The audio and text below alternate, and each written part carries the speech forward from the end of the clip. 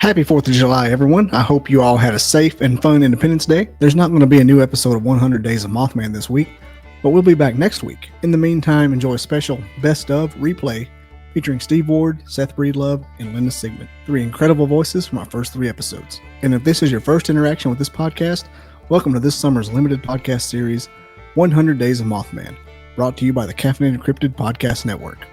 All summer long, we're diving deep with eyewitnesses, paranormal researchers, scientists, and filmmakers to explore the mystery, madness, and legacy of the Mothman. I am Bobby, host of the Caffeinated Cryptid Podcast Network, and this is the 4th of July Best Of episode of the 100 Days of Mothman podcast. You can watch the full video on YouTube or listen on Apple Podcasts, Spotify, Amazon Music, iHeartRadio, and several other of your favorite audio apps. Or catch the whole series anytime at Mothman100.com. And as always, this weekend's no different. Be kind. Please like, subscribe, follow, and share. Tell your buddies. It helps me more than you know. Now here's a special 4th of July weekend Best Of replay of the 100 Days of Mothman podcast.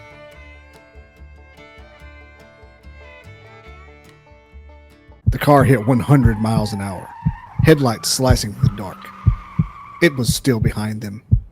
Gliding, diving, wings stretched wide, red eyes burning. It wasn't stopping. November 15th, 1966, near Point Pleasant, West Virginia. Two couples, one creature. The Mothman had arrived on the world stage. Welcome to episode 1 of this summer's limited podcast series, 100 Days of Mothman, brought to you by the Caffeinated Cryptid Podcast Network. All summer long, we're diving deep with eyewitnesses, paranormal researchers, scientists, and filmmakers to explore the mystery, madness, and the legacy of Mothman. And we're kicking things off strong with the Steve Ward, Point Pleasant resident, Mothman Museum staffer, and a walking encyclopedia of John Keel, Mothman, and all things high strangeness. In this episode, Steve delivers a fun, fast-paced Mothman 101, packed with history, theories, and how it all connects to the UFOs, cryptids, and the paranormal. I'm Bobby, host of the Caffeinated Cryptid Podcast Network, and this is episode 1 of 100 Days of Mothman. You can watch the full video episodes on YouTube or listen on Apple Podcasts, Spotify, Amazon Music, iHeartRadio, and several other of your favorite audio apps. Or catch the whole series anytime at Mothman100.com. And hey, be kind. Please like, subscribe, follow, and share. It helps me more than you know. Now, no more waiting. Here's Mothman 101 with Steve Ward on episode 1 of 100 Days of Mothman. How'd you gain that Mothman pedigree you've got, that resume? Well, I don't know. I've been following. Here's my cat. His name is Keel. Oh, that's there you go. That's perfect. That is amazing. Perfect timing. I've been following the Mothman since November of 1966. I was in a junior high in Michigan, and that first major sighting where the two couples were chased, the Scarberries and the Mallets, down Route 62 out of the TNT area. By the winged humanoid, it hit the wire services all over the world. So I read about it in Michigan, and this is before Mothman had a proper name. The locals just called it the bird. I had been reading John Keel, and here's some of his articles and so forth, some of his books, and couldn't wait for the Mothman prophecies. It came out about 7 or 8 years after the incidents. I think he tried to get it published around that time. Nobody was interested. Mm-hmm. So years later, his publisher or editor or whatever, or whoever said, it's time to write a book on the Mothman. So he said he got out his tattered briefcase and he had a bunch of notes and material. So he put together a book, and then they cut out half of it, about half of it. Its original title was going to be The Year of the Garuda. He saw kind of a resemblance between what people were reporting, this creature or apparition or whatever, and the Garuda of Hindu mythology. This whatever it was about 6-7 foot tall, roughly humanoid. Some people said it didn't seem like it had a head. Its head was kind of sunken down in its chest. That's where they saw the red glowing eyes, and a 10-foot wingspan. And it would chase cars and scare the hell out of people, but it never hurt anybody. Some people thought it was a harbinger, like a warning, but I don't know. I think harbingers need to step up their game. Don't if this was a foreshadowing that the Silver Bridge was going to collapse 13 months later, he did a bad job of warning people, just chasing cars and so forth. You need a harbinger to be specific and say, hey, this is going to happen. You need to avoid this, but it never seems to. Yeah, there were like zero clues in the book about Silver Bridge until like the last 20 pages. Right. And that was it. It was really bizarre because people talk a lot about, of course, the Mothman, the UFOs, the Men in Black. There were even some animal mutilations, apparently. There were all kinds of people were experiencing poltergeist phenomena. But there was this other undercurrent going on. The prophecies part of the Mothman prophecies, where, as you know, you just read it, Keel was talking to a lot of people that firmly believed they were in contact with some other intelligence, and he called them silent contactees because they believed what was happening to them. They would get predictions sometimes that would come true, and they had no interest in publicity or convincing people that what was happening to them was real. So it was just a bizarre set of circumstances. I encourage people to read other material by John Keel. The book that came out several years before the Mothman prophecies that really turned my head was Operation Trojan Horse. That came out in 1970. Another book came out in 1970 was originally titled Strange Creatures from Time and Space. It had another great Frank Frazetta painting on the cover. Now, later on, that was in more recent years, it's been re-released in trade paper size as the Complete Guide to Mysterious Beings. But I almost encourage people to read that one first because it kind of eases you into the Keelian ideas. That's where he first proposes the idea of window areas, where he was trying to come to grips with why is it these things sort of seem to pop up, again, scare the hell out of people or dazzle people in the sky with UFOs, and then they're gone. The cryptids or whatever they were would leave footprints sometimes, and even close to areas, highly populated areas, and then they're gone. So he hypothesized a sort of a window at maybe a dimensional portal or vortex, or whatever you want to call it. And then, but Trojan Horse is like, it's, Strange Creatures from Time and Space is sort of like high school. And then Trojan Horse is more like an advanced degree in college. That's where and I resisted it at first because in the 60s, I was pretty much an ET guy, very influenced by Jim and Coral Lorenzen. They were the head of the Aerial Phenomena Research Organization, one of the early organizations that took UFOs seriously. And they wrote great books about encounters with humanoids, the landings, and people seeing actually what you would call close encounters of the third kind, one of Dr. Hynek's classifications. So I was pretty convinced that we were dealing with entities from other planets. And then I read Keel, and he pulled everything together, psychic phenomena, cryptids, UFOs, and so forth, and made a case that these things are tied together.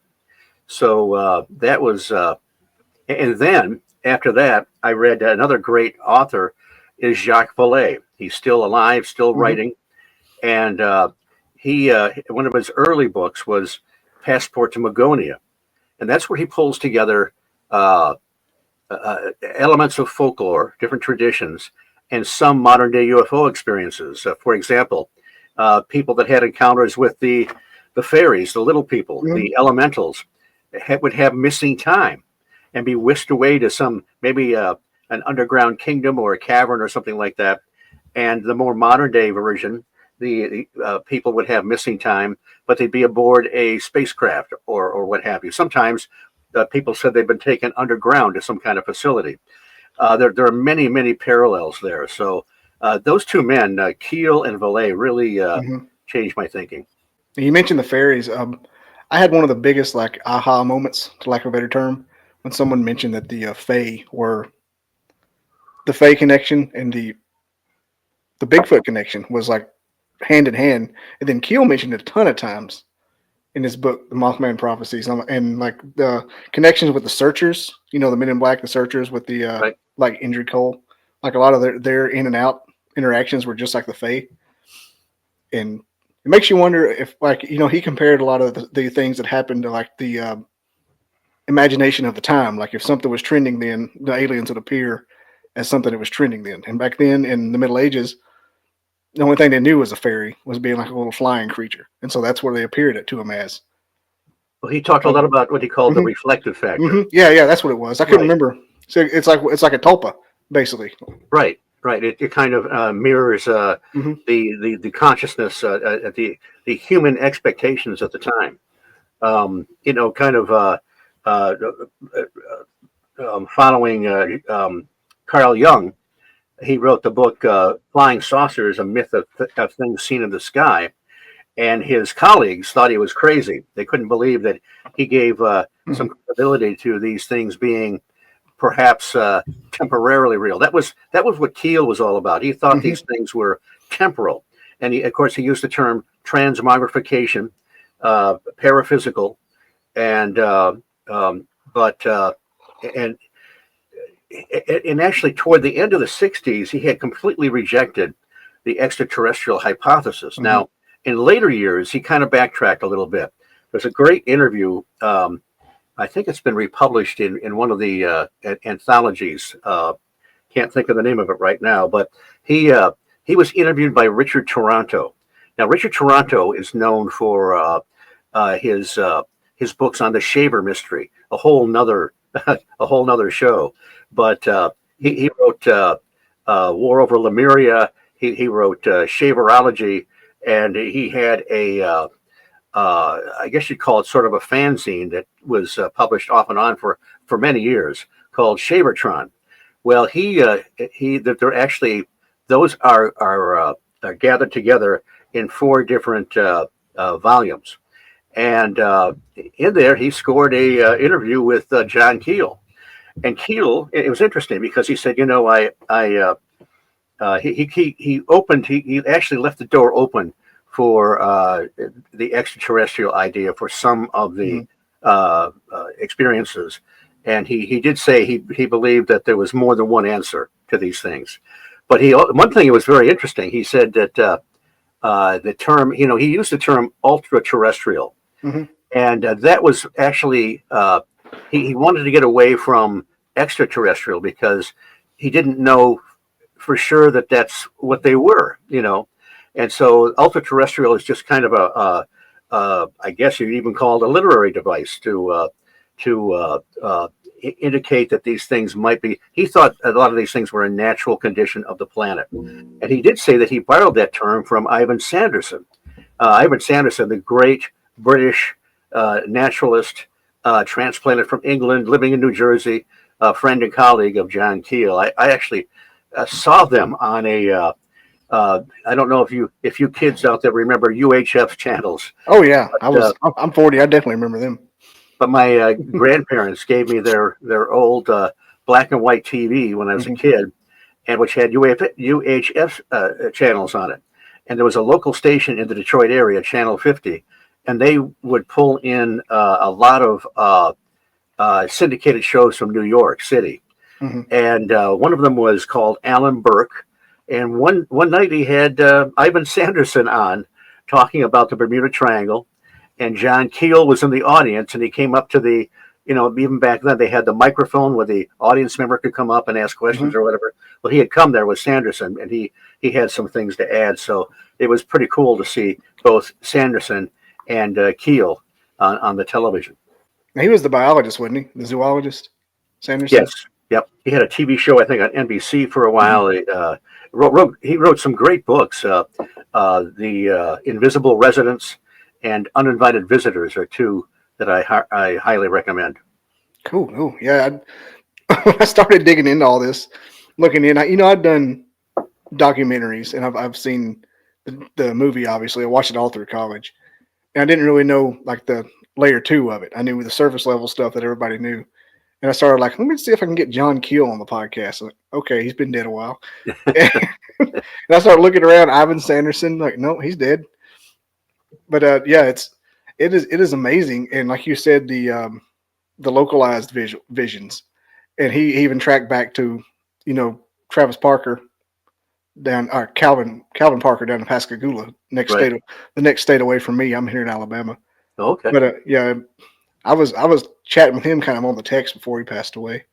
But the way that the lighthouse or the bridge keeper didn't see a light when that happened, and the cameras didn't see a light when that happened, when the Pascagoula case happened, really speaks to. I know Keel really probably liked that happened so he could reemphasize what he saw, what he was hypothesizing. But we're back in the mid Yeah. 70s. Now, their incident happened in October of 73. Mm-hmm. A couple of years later, we had kind of an informal UFO group. I had one earlier in high school where we actually had a name, but this one was, there actually, it was kind of loosely organized. There were a few people that were actually professionals involved. Mm-hmm. I was not. I was between jobs at the time. But Lloyd, who was kind of our de facto leader, he was in contact with, was it Menendez, the co-author of Charles Hickson, who wrote his book on Pascagoula. Mm-hmm. And he got a hold of a cassette. Now, this has been available now where you can get it online. Yeah. You can actually hear Hickson and Parker talking to each other when the sheriff went out of the room. They didn't know they were being recorded. And but we actually had this cassette of it years before it was actually released.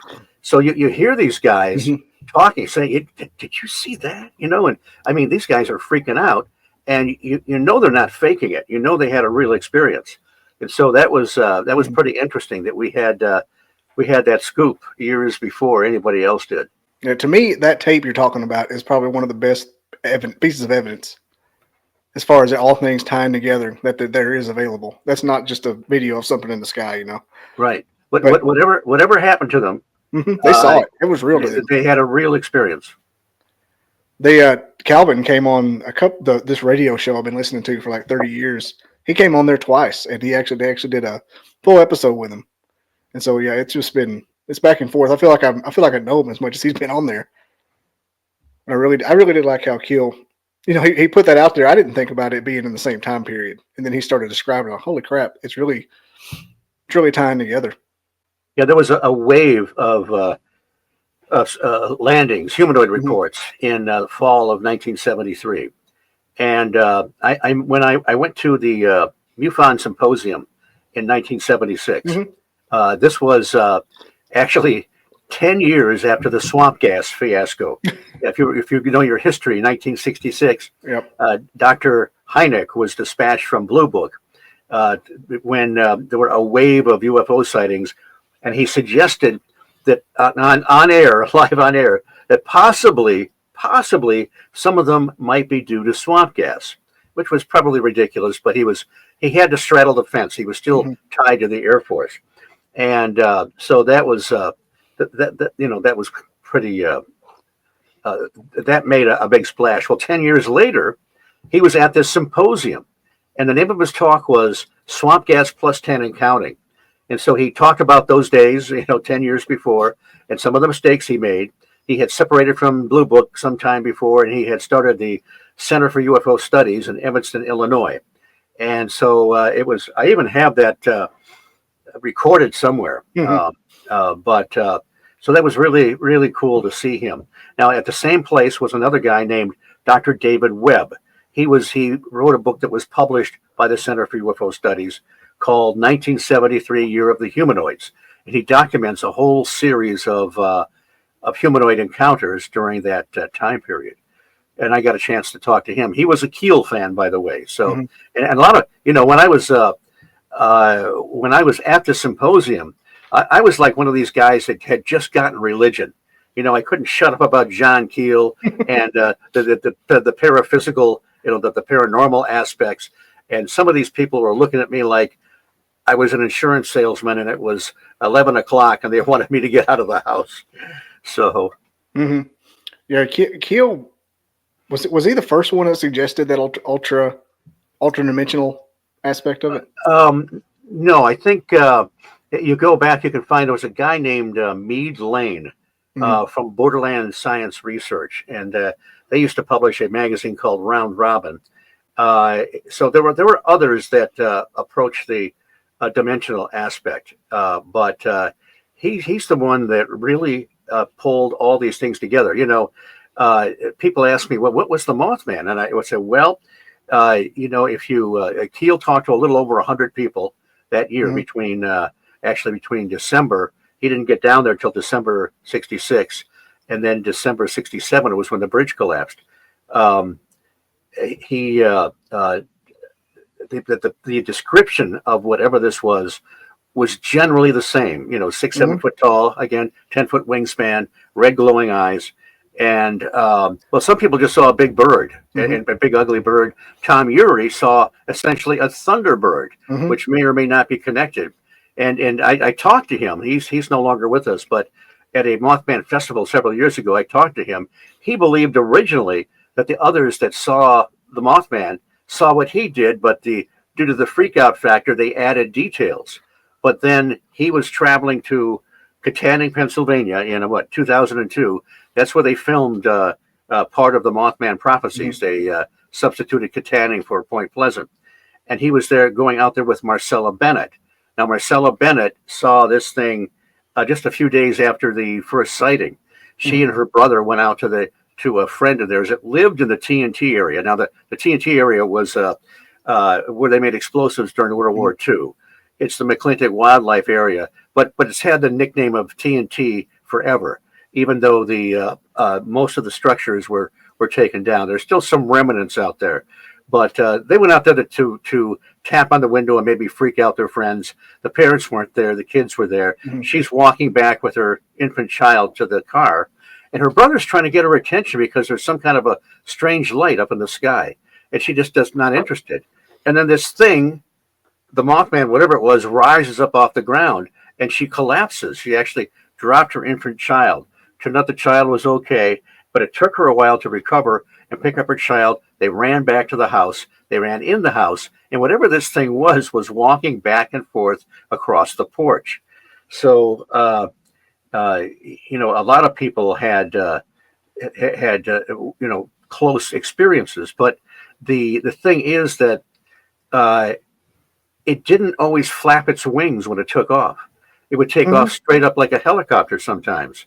Yeah, a lot of people, and there was a Swedish researcher named Franzen that had corresponded with Keel, and he had helped Keel with some of the phantom airplanes that were seen in Sweden in the 30s with some of that information. Well, he came a year or two behind Keel, and they both talked to a lot of people that had seen this thing and then had an outbreak of poltergeist phenomena afterwards. hmm How do you reconcile that? And then there's another one. If you look at Seth Breedlove's first Mothman documentary, The Mothman of Point Pleasant, Yeah, the Reverend, oh, come on, don't fail me, Gray, his wife wrote a book called The Thing, talking about their experience. Well, they saw this thing manifest in their bedroom. And this is right when the Mothman stuff started. So they didn't see the newspapers. And they were leaving the next day as missionaries to go to a far off country, I forget where. But it was several years they came back. And then they saw the old newspapers and they thought, my God, that's what actually manifested in our bedroom. And you can see him talk about it on that hmm documentary. So, you have all these, if you try to put it in a physical category, like some kind of a unknown creature, just not discovered, hmm that doesn't work. A purely an apparition. It seemed like it left footprints. It seemed like it had some kind of. Keel saw these odd-looking footprints around the TNT area, around the Old North Power Plant. Um, so there are just so many contradictions. And was it paraphysical? I guess, but I'm not sure that even makes sense. So I honestly don't know what it was. It's almost like it was some kind of an elemental. But Hmm. don't ask me what an elemental is because I don't know if I can give you a proper definition. Yeah, Earth spirit, something that just appears. Could be in any shape. It's like a super cryptid, Right. And it did elemental. seem to take other shapes. I mean, if it was the same thing. And then, of course, people have seen all kinds of winged creatures or winged apparitions. There was the Houston Batman, but it almost looked like that guy was wearing a suit. There Hmm. was the Wisconsin Man Bat, I think, in the 90s. Linda Godfrey covered that. This big, ugly bat-like thing brushed against the window of the car a man and his son were in. When they got home, they were very, very ill. It didn't look like the Mothman. But a lot of people want to label these things as the Mothman or a manifestation of the Hmm. Mothman. And perhaps, if Keel was onto something, perhaps these things are coming from the same source, but just manifesting differently. I don't know. It's just, it's very, very hard to pin down. You hear them talk. You hear them. People want to call it a Mothman or the Mothman. Like it's a Mothman. It's got the Chicago, like the Chicago one. They call him the Chicago Mothman. Well, some of those sightings are a little dubious, I think. Hmm. There's a great researcher named Alison Jornlin. She Hmm. went and she investigated a lot of those and found there were some problems with some of them. When somebody makes up a story, they don't get all the details right about the surroundings and so forth. She found some problems with there's several problems with that. I kind of personally I have ignored the Chicago Mothman stuff because well, some of it may be legitimate. A lot of it I think is not, and it's just kind of a minefield. That's But cool. I've I actually had her on here. oh, good, because she was Hmm. on my podcast, The High Strangeness Factor, a few years ago, and actually, I was able to get her. Jeff Wamsley runs the Mothman Festival, Hmm.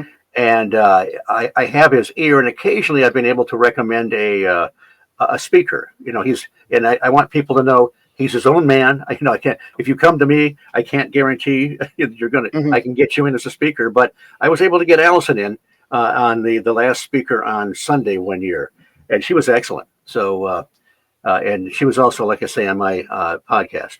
I see her occasionally when I go to the Van Meter Visitor Festival, Hmm. and Van Meter is a little town west of Des Moines, and there was a wing, so almost like more like a pterodactyl kind of a creature, seen with bizarre properties, seen in 1903 for about a week in that area.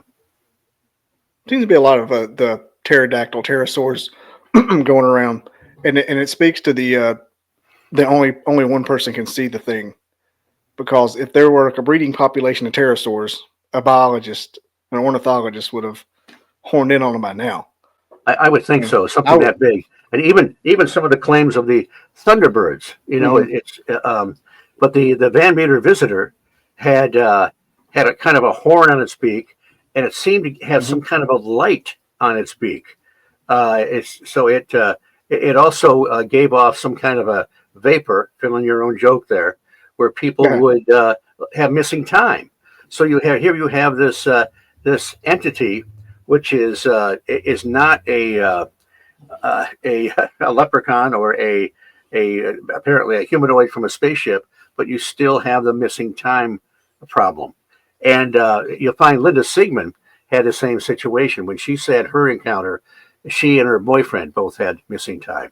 Yeah, that missing time thing that's one of the things that brings it to the next level of being evil, or maybe you don't know what the intentions could be.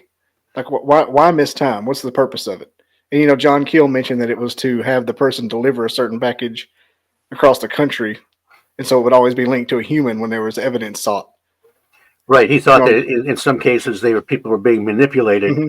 to uh, destroy or present evidence or whatever. And who knows? But I talked to a lady a few years ago that uh, had a missing time experience. She and her husband, this is near Londonderry, New Hampshire. They were on the porch early one morning, still dark, and they're near an airport, and they're very familiar with the lights, the aircraft to go over. Well, there was this one set of lights coming toward them. They couldn't make heads or tails of it. Then all of a sudden, They're not standing next to each other anymore on the porch. They're kind of separated. She's looking. She's got her hands up in the air, and they look up and they see this giant black triangle just brushing the tops of the trees on their property, and then it passes off. And then, like a lot of people that have these experiences, at the moment it did not register. They just turned around and went back to bed. So later on, she realized that they were missing a little over a half hour, and then she remembered the whatever that was, the black triangle. So she was on a kind of a quest to have a therapist recapture those memories, and it took her a while, but she had contacted me before she made that breakthrough, and because I am have followed John Keel. John Keel had a kind of a catchphrase. It was, ask the contactee what they had for breakfast. And what he meant was, ask the experiencer what he or she, all about them, find out all about their past life, because he found that people that had these experiences, so a cryptid or an abduction experience, had probably had other experiences that they weren't even aware of all their life. And so, long story short, I found out that both her sons were experiencing orb phenomena, some in the house, some outside the house. They were having typical haunting phenomena, electrical problems. She saw a shadow person. And then I know that a lot of times people that have these experiences have also seen some kind of a cryptid or unknown animal. So I asked her, I said, look, this is going to sound crazy maybe, but have you ever seen anything like a Bigfoot or some kind of a animal you couldn't identify? And she said, well, no.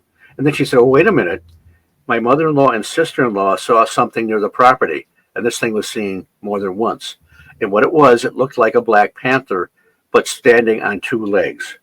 So the point being that if I was still stuck in the 1960s with E.T., I never would have known about, and if it wasn't for people like John Keel and also another great person we lost a few years ago, Rosemary Ellen Guiley.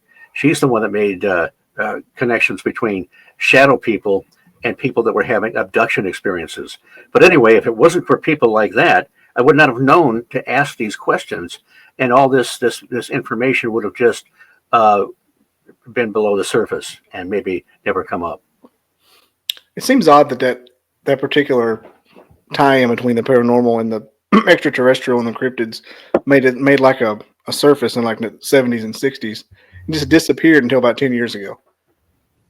Like no one ever talked about it until maybe 5 years ago. It hasn't been that long.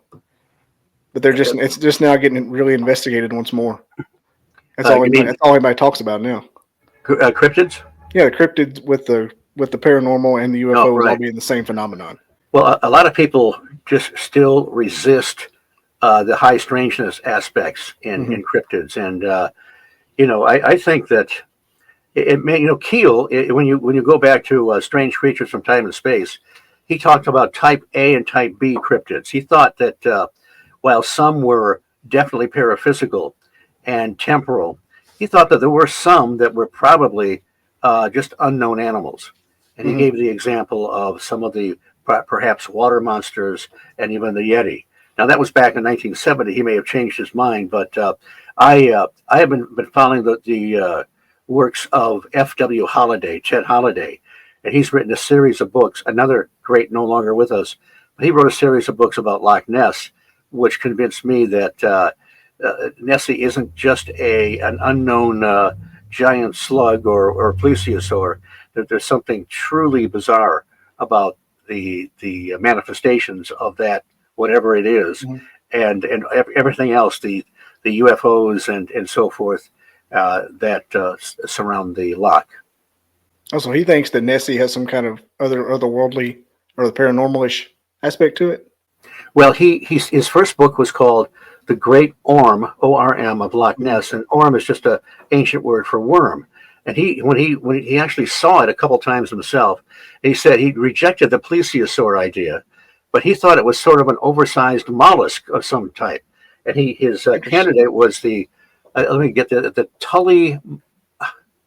Oh God, I can't even.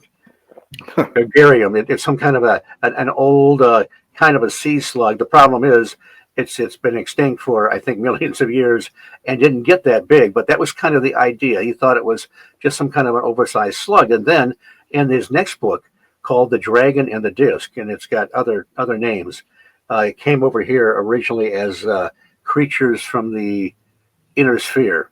Um, he, uh, he recognized the elusiveness of this creature. Uh, the camera hoodoo. It would be kind of on the surface. You bring the camera up and it would submerge, or the camera would jam. That's happened with Bigfoot reports as well.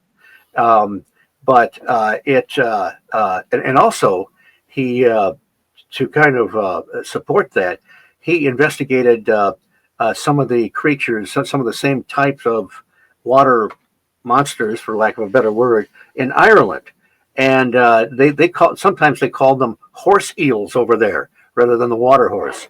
And some of these things were seen by credible people, families, dogs would react to it, but they would be in lakes that were maybe a quarter of a mile wide and 30 feet deep. So, I mean, there was even some controversy that a colony of Nessies would eat up all the fish in Loch Ness. Well, heck, in one of these small lakes, how would a beast survive? Where all the fish would be gone in no time.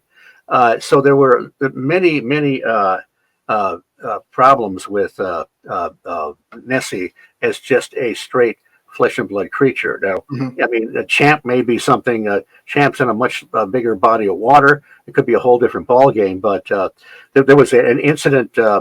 Foyers is about halfway down the loch, and there was a Swedish researcher, Jan Sundberg, who was investigating Nessie, and he got twisted around. He was in a clearing near Foyers, and he sees this craft or whatever. At first, he thinks it's some kind of submersible because it's not far from the water.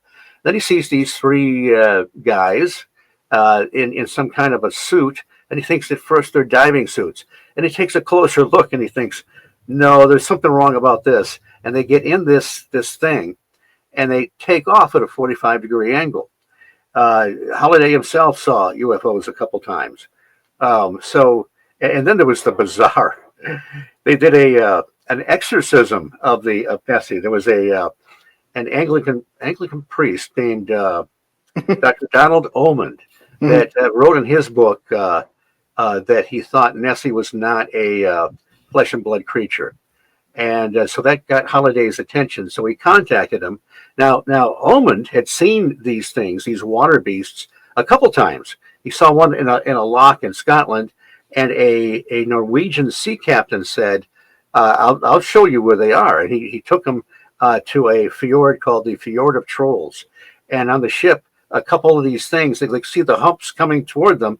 And Omid is getting nervous. And the captain said, don't worry, they never hit us. And they diverted and submerged. Omid began to believe that they were evil. And I'm not quite sure why. This sea captain, Norwegian captain, believed they were, but they did and Holliday went along with this. He was kind of an agnostic, but they went to the four corners of the loch. Oman did his exorcism, and then they went out in a boat into the middle and did another ritual. And even the BBC covered this for a little bit.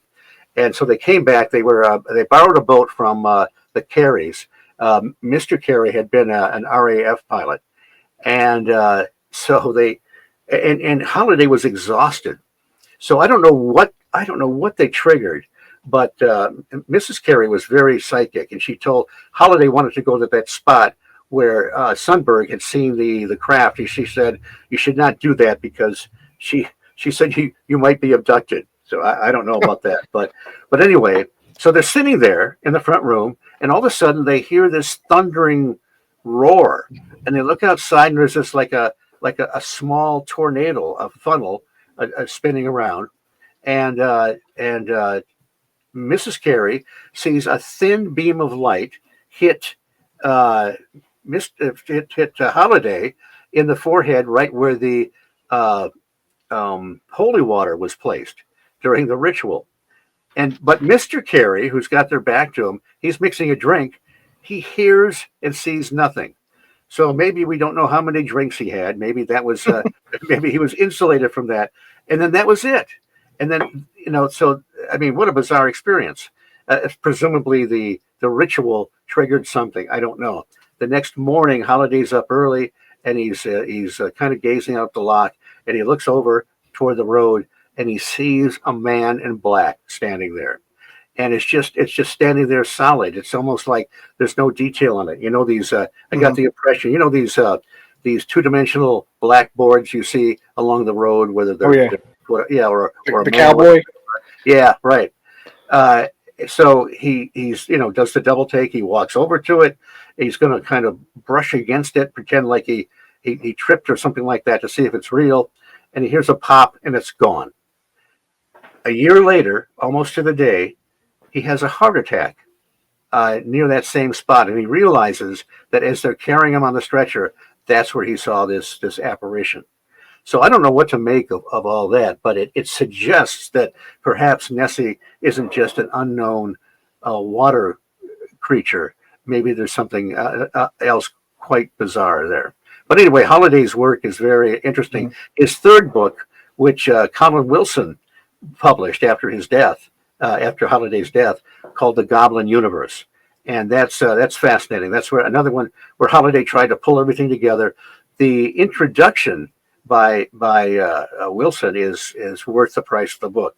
So these things are, I mean, as you know, once you move into this realm, you never know where it's going to lead.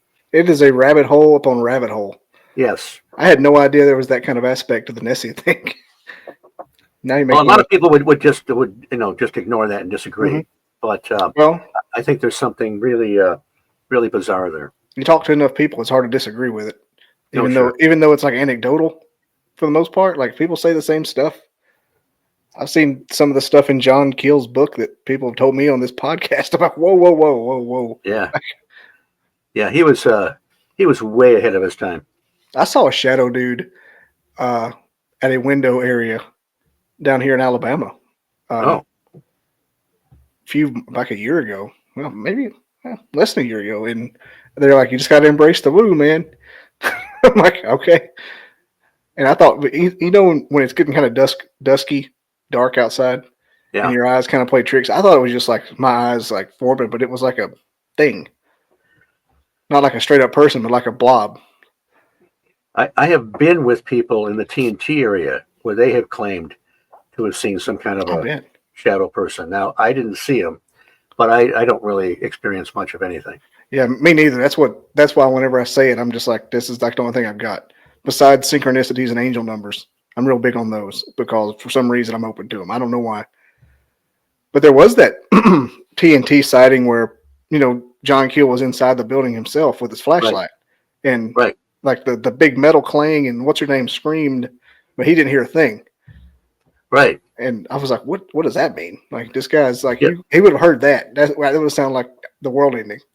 That metal clang thing is something that shows up a lot. And even like people hearing like a door slam on a car and there's no car around there. So just really, really odd. The so-called zone of fear that he encountered, which was pretty interesting. Now, one at night, he was walking in and out of it. Right. He thought it was some kind of he didn't say microwave, some kind of infrasound or something. Yeah, something like that. But interesting because Colin Wilson addresses that in his book Mysteries. Another book I recommend. Now, Mysteries is a huge book. I've not read the whole thing, but each chapter is gigantic, and you can read each chapter by itself. There's a fascinating chapter about Lethbridge, T.C. Lethbridge, who was a dowser. It just I'll leave it there. It's just fascinating.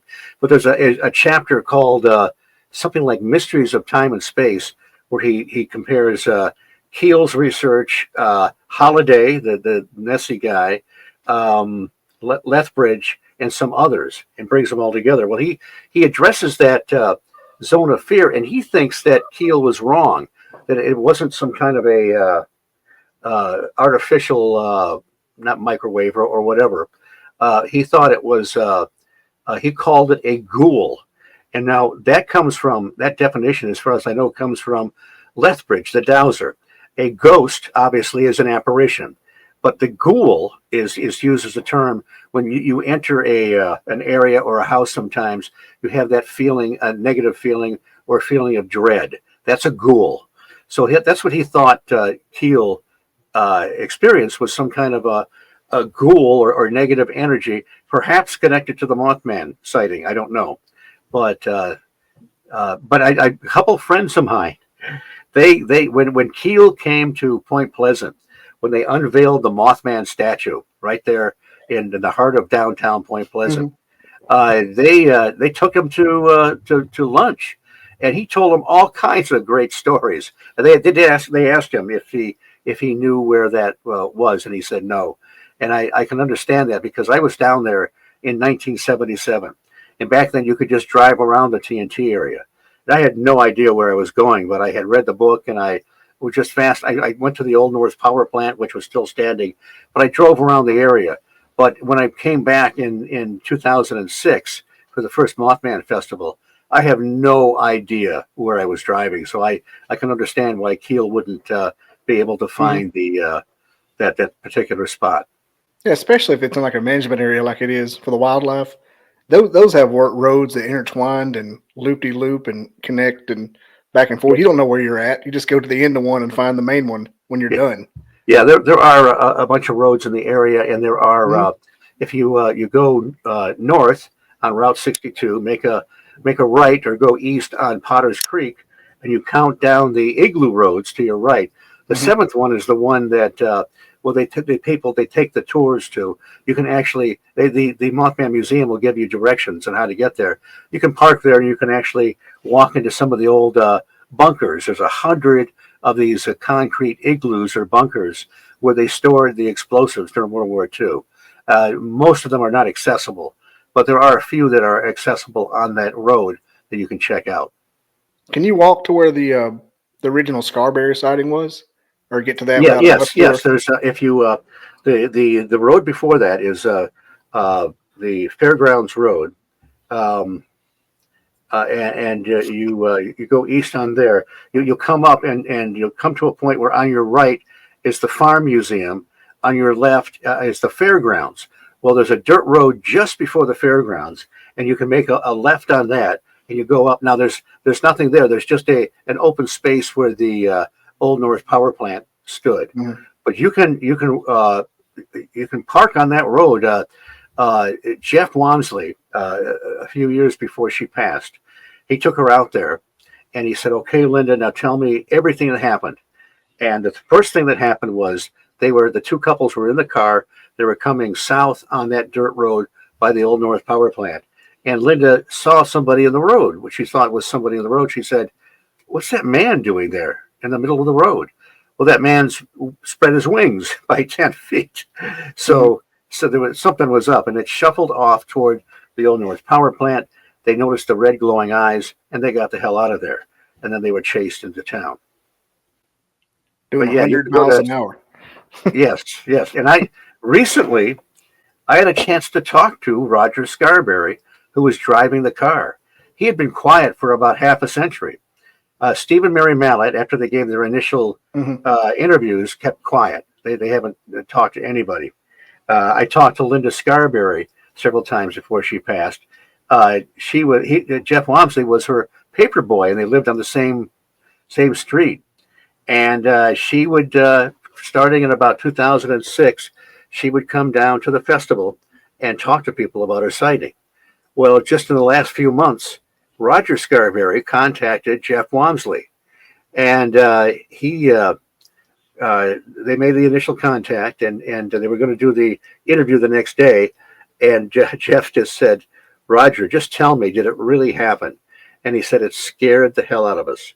Now, I was in on part of that interview, not the whole thing. It's going to be in Jeff's third book, which I don't know when it's going to be out. He's got two books. So one is called Mothman, The Facts Behind the Legend, and the other one is called Mothman Behind the Red Eyes. So anyway, I heard part of Roger's interview, and his son was there, and his son reiterated. He said his his dad just doesn't make up stuff, you know. Hmm. So there was a real experience there. So it was good. And I think there's another individual, I won't give the name, but somebody mentioned in the Mothman prophecies that is coming forward or may have already come forward to give Jeff an interview. So a few of the original experiencers are coming forward that have been quiet for about half a century. Yeah, that seems like kind of a random thing to make up anyway, because who would have thought it wasn't like now if you made it up you'd have something to base it off of. Right. I mean, there's no reality show. You know, you're just known thought of it as a loon, and they were harassed. Linda Scarberry was harassed. I bet.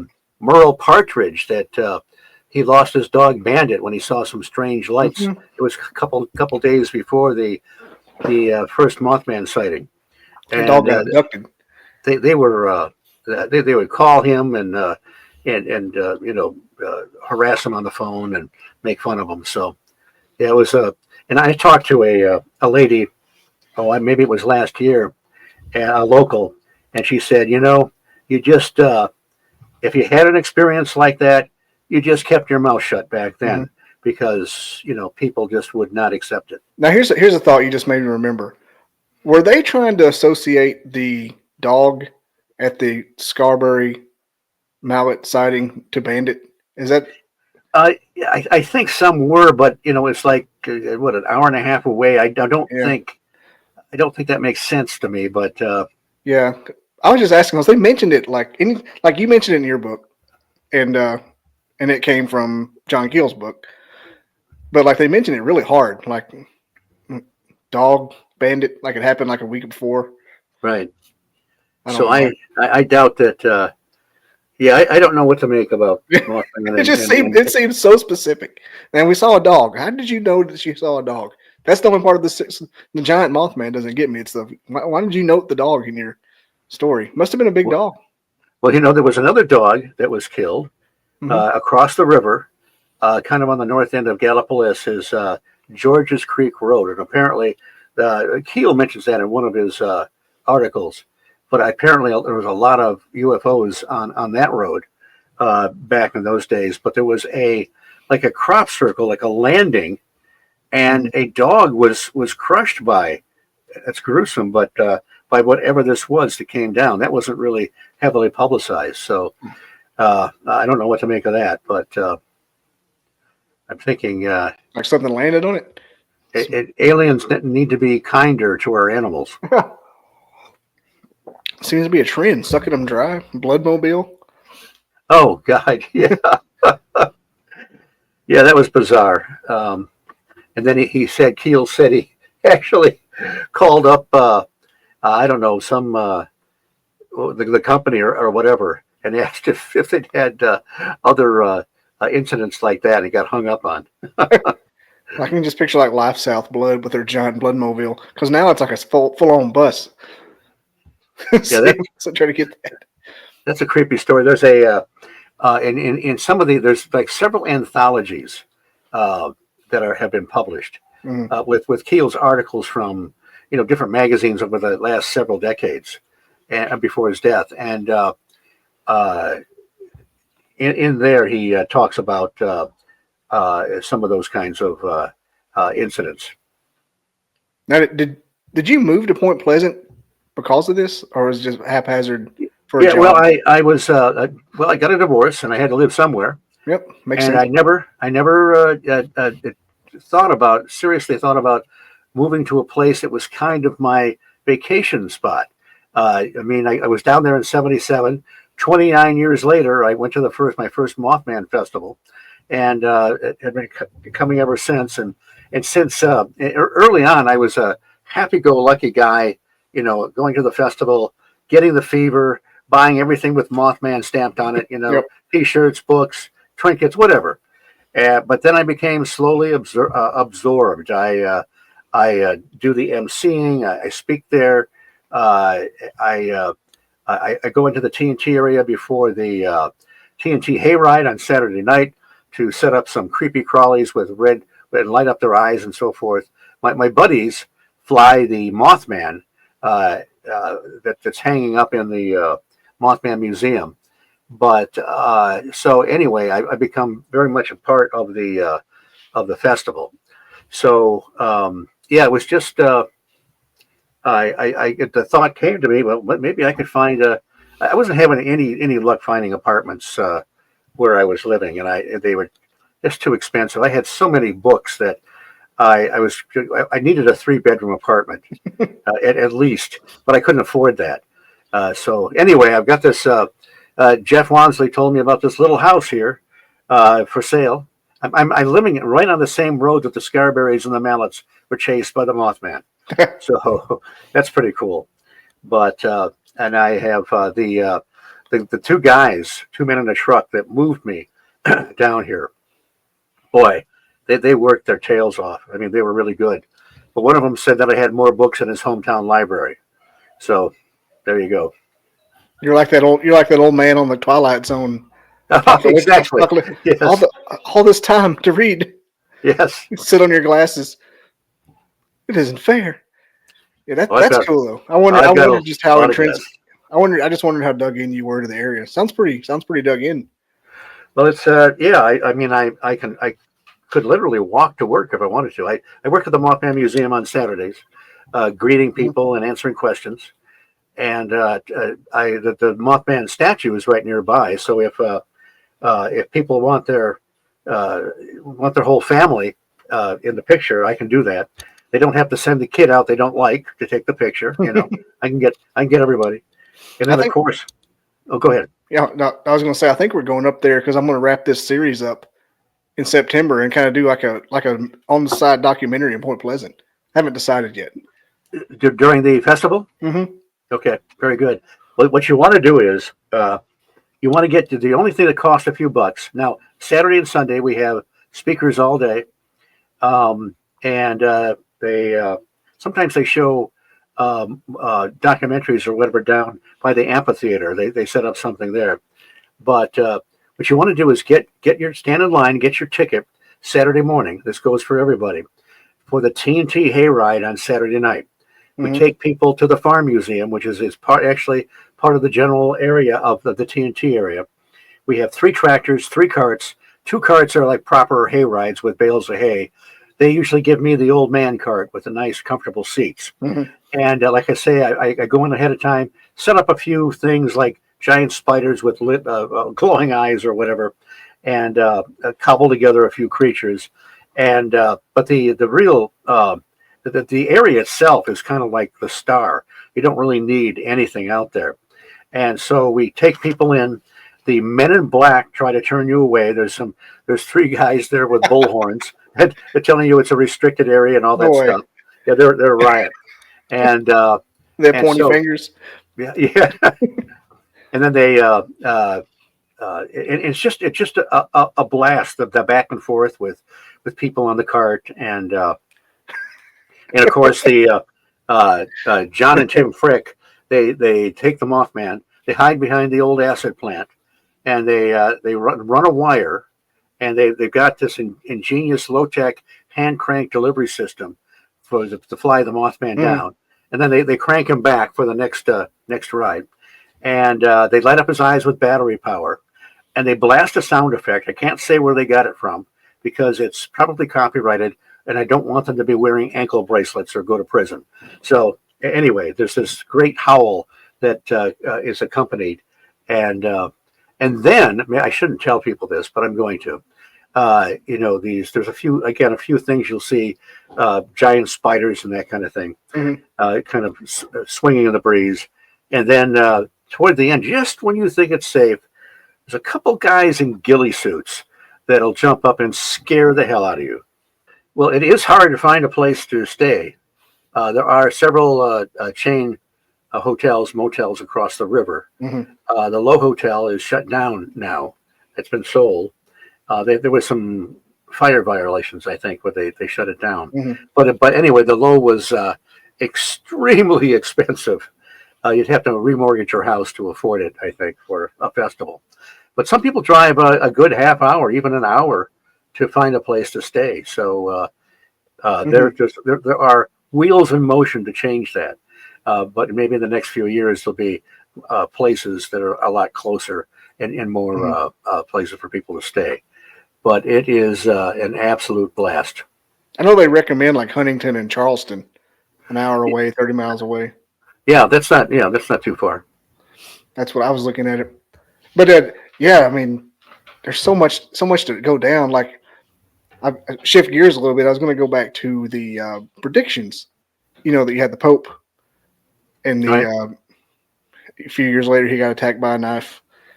But the one thing I was looking at, he was disappointed. John Keel, we're talking about. When I say he, I don't mean that's what I'm talking about. But that's more for the listeners. But he said, the explosion. It was all about the explosion. Even in Richard Gere movie, like he ruined his reputation because of the explosion. But then, like you look back, and it wasn't even in the main book. It was in your book talking about the what was it? The Union Barge Line explosion, and then the Oh, I Mason. think that was probably Mark. Probably wrote that one. Yeah, that's Yeah, right. You two split time on that one. right. And the jailhouse explodes in Mason County. Like Right. I wonder, and that was in the Union Barge is in 53, the Mason jailhouse in 76. I wonder if one of those wasn't something they were there because they were be off by a few years. I mean, that was one of the points he made. Right. And he never went back. Well, obviously he finished the book, but he never went back and like, hey, maybe that's what it meant. It was on the Ohio River, both of them. Right. Yeah. Who knows what was going on there? That happens a lot with the synchronicities and angel number signs you get. Like you'll think you'll have a date, and then like 6 weeks will go by, and then it'll happen. It's almost like they're throwing darts at the wall, trying to make the synchronicities occur. Mm. Or the predictions, not the synchronicities. Well, I talked to I mentioned I think in the book during the 50-year remembrance ceremony of the bridge collapse in 2017. Mm-hmm.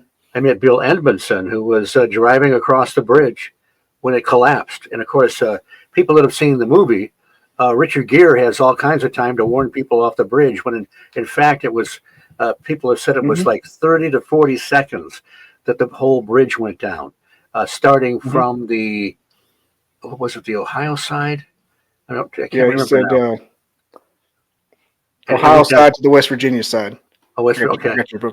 Like a series of dominoes, and he went into the water. He was forced through the passenger window, right arm first. His right arm became useless. The currents pulled him up, and he actually his pants were dragging behind him, because as people know, sometimes gentlemen will loosen their britches a little bit to be more comfortable driving. Well, when he hit the water, they were dragging behind him, and the reason they didn't come off is because of those 1960s pant cuffs. So that all sounds funny at first, but so when the current started picking him up, something caught his pants, debris from the bridge or something, and started to pull him back under. So he was able to kick himself loose. He came to the surface. He clung on to some of the material that he had been hauling that was floating on the surface. There was a slit in it. He could put his left arm through. And a tugboat captain fortunately saw him surface, and he aimed the tug to stop his flow downriver, and they pulled him up out of the water. And of course, they got him right to the hospital as quickly as possible. So, and he was 88 when I met him. He was there with his family up from North Carolina to pay his respects, and wondering why him? Why did he survive? And he was, which means he was 38 when he was crossing the bridge. And the last thing he told me was, he said 5 years later, he was in a horrible accident where he was okay, but he was trapped in the cab of the truck he was driving. And he swore that if he got out of it this time, he would never drive a truck again. And he never did. I bet he didn't want to go. I bet he couldn't even look at a Peterbilt. Can you imagine? Was he the one that broke his spine? Who's the guy that broke his back? No, I can't remember. That was somebody. It was another truck driver, I believe, wasn't it? Right. He's the one that was the one that lost like 3 passengers that died. Yeah, his co-driver. But to the town credit, they mobilized immediately. I mean, they sent boats out. They did whatever they could to rescue anybody out of those cold waters. It was like inside of a minute, people were being rescued. Right. And I'm assuming, I don't know anything about the place, I'm assuming if it's like any other boat town, people are work on the water, and so it wouldn't be anything just to fire it up and go right there. There are always barges going Hmm. through, and yeah, a lot of boat traffic. Yeah, anytime it's about like being like at the beach in the little harbors. There's always somebody on a boat. So it was, it was just an amazing tragedy, and the ironically, it was the exactly 13 months to the day that the Scarberries and Mallets at that first sighting that the bridge collapsed. But just another aside, Hmm. in what was it, 1904, the Elk River Bridge collapsed. Now the Elk River is up north of there, and does is all part of that system. Well, they had a bridge collapse. Much, I mean, there was loss of life, but not nearly as bad. But it's interesting that the Hmm. collapse was on December 15th. Now that has to be a coincidence, but here you have these two bridge collapse tragedies. The Uh, 1904 one was too. what's that? The 1904 one was too. Yeah, 1904 Oh was gosh, December 15th. Actually, John Frick uncovered that in going through newspaper. He's one of Jesus. the guys that fly the Mothman during the festival. Was there any? I guess was there any like reports of high strangeness during that time, or was it even Well, any people around? afterwards, there's a book by James Jones Gay, I think, Hmm. called Haunted Valley, and in there he talks about sightings of some kind of a winged creature. But it's after several years after that, around World War I. He said that they had about a 12-foot wingspan. They say they saw them from a distance, but human-like heads, kind of a red plumage, and they were supposedly seen in it was around the Elk River, and they were seen, and it says that people would keep their children inside when these sightings took place. So, and that's about all we have on that. There's not much to report on that, but that was several years after Hmm. that ridge collapse. So you can't really say that there's a connection. I don't think. Do you put any stock in the curse of cornstalk being something like? No, they Denny Bellamy, who runs Mhm. the tourist bureau, I guess it's called. He's worked with Jeff Walmsley and over the years and getting a lot of these documentaries taken care of, and he's been instrumental in promoting the Mothman and the good work that the Walmsleys have been doing. And they some years ago, not too long ago, they were tearing down an old schoolhouse, and there was a kind of a false wall. They opened it up, and there was a closet full of books and stuff that had been covered up. Well, in there they found a play, I think from maybe the 1920s. I'm not sure, but it dramatized Chief Cornstalk and the curse. I suspect there was no curse. Uh, it's a natural thing to assume that there was a curse, and if anybody had a right to hurl a curse, it was Chief Cornstalk. He was a peacemaker, and he was trying to bring both sides together, and he was betrayed and murdered. So if anybody had a right to hurl a curse, he did. But anyway, I really don't think he did, and it doesn't really would not explain the high strangeness aspects. I mean, look, we've got the Skinwalker Ranch, we've got Marley Woods, we've got the Bridgewater Triangle, on and on. We have these high strangeness areas. I don't believe they were all triggered by some kind of a curse. Yeah, the it has merit until you dive into it at all. The cornstalk thing does like, oh, it totally explains it. Indian burial ground happens all the time.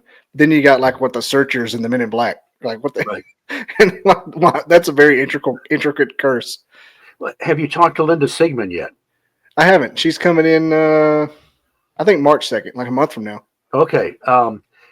She her sighting is pretty spectacular, and with missing time and everything. Hmm. But definitely ask her. She'll tell you, I'm sure. The early that December that the bridge collapsed, she had an encounter. She saw some of the classic Men in Black with the kind of unhealthy skin Mm-hmm. and the sunglasses at night and the fedora and the dark suit. So and she didn't know what the heck to think of it. They said that people were saying, "Oh, that's just government," but she didn't click until a few years later. She read John Keel's book and then put it together. But anyway, that's an important part of her story Mm-hmm. is about the Men in Black. That was the freakiest part of the book, as far as I was concerned. Oh yeah, I'm yeah, like, the rest of it was just interesting. He saw UFOs, and when at the end of it, the bridge and yada yada yada. But when the Men in Black came in, I was like, this is the scariest crap. And it's not even in the movie. Like, what? Why would you well, leave that out?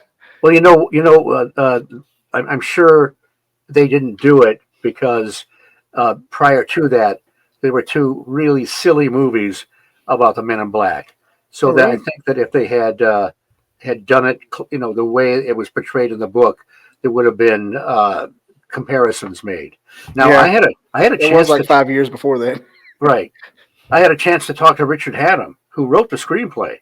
He was at one of Seth Breedlove's events in Mm-hmm. Canton, Ohio, and a great guy, a fascinating guy. And he was told, to downplay the UFO aspect and to focus more on the Mothman. I mean, he had certain directions, things he had to do. Mm-hmm. And one thing he did not know, there's a great book by Brent Raines called John Keel, The Man, the Myths, and the Ongoing Mysteries. And Brent Raines never met John Keel, but he spoke to him on the phone often, and they corresponded. And he was talking about John Keel's literary agent, and I can't think of her name right now, but she talked about when John Keel read Richard Haddam's screenplay. She said he was laughing. He was so happy. He said, they've updated it. They've got me married and so forth. But Mm-hmm. finally, we've got a screenplay that has captured some of the basic ideas of the book. I think that prior to that, he was getting screenplays where they were just turning Mothman into a monster. Mm-hmm. And so Richard Haddam didn't know this, so I was able to tell him how thrilled Keel was with his screenplay. So that was very cool that I could pass on that information to Richard Haddam. Yeah, I think that no, having read the book, I don't think there was be a different way to.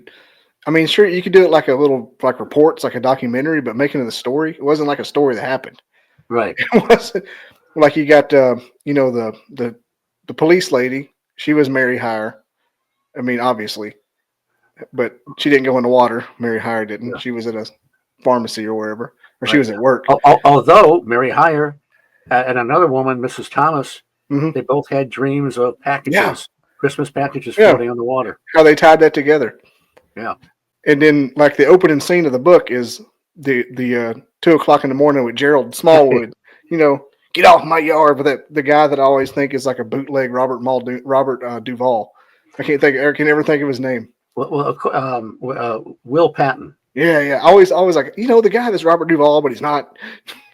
I can't ever think of it. He's from the Green Mile. I'm sure people don't know if they haven't read the book that incident was loosely based on something that did happen to Keel. Mm-hmm. It was Keel was across the river in Gallipolis, and what he would do is he would just knock on doors at random to see if people had any experiences. Mm-hmm. Because he was the big shot UFO guy. People would come to him and make up stories. So he would try to talk to people that were not trying to put one on. And so he goes to this door and he knocks on the door, and the guy's got a shotgun and tells him to get the hell out of there. Mm-hmm. And he went, what the heck? So he comes back with Mary Hire. Everybody knows Mary Hire. So, and it turns out that a guy that he thought was his friend called him and said, there's a crazy man, that's going around, and, Mm-hmm. You're going to have to get rid of him. And it turned out his friend didn't call. So, and then they find out Keel's asking him questions, and it turned out he had some kind of a low-level sighting of a strange light, and it burned out the electric box in his barn. So anyway, so that's what that incident was loosely based on something that actually happened. They did a good job of taking what made a story happen.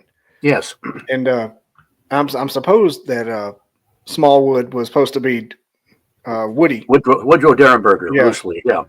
Um, kind of a uh, mixture of a few characters, but well, I had the same when I first saw it. I had the same reaction you did. I was disappointed that there wasn't more from the book and more about the Men in Black. And then once I thought through it, I thought, well, they couldn't really do that.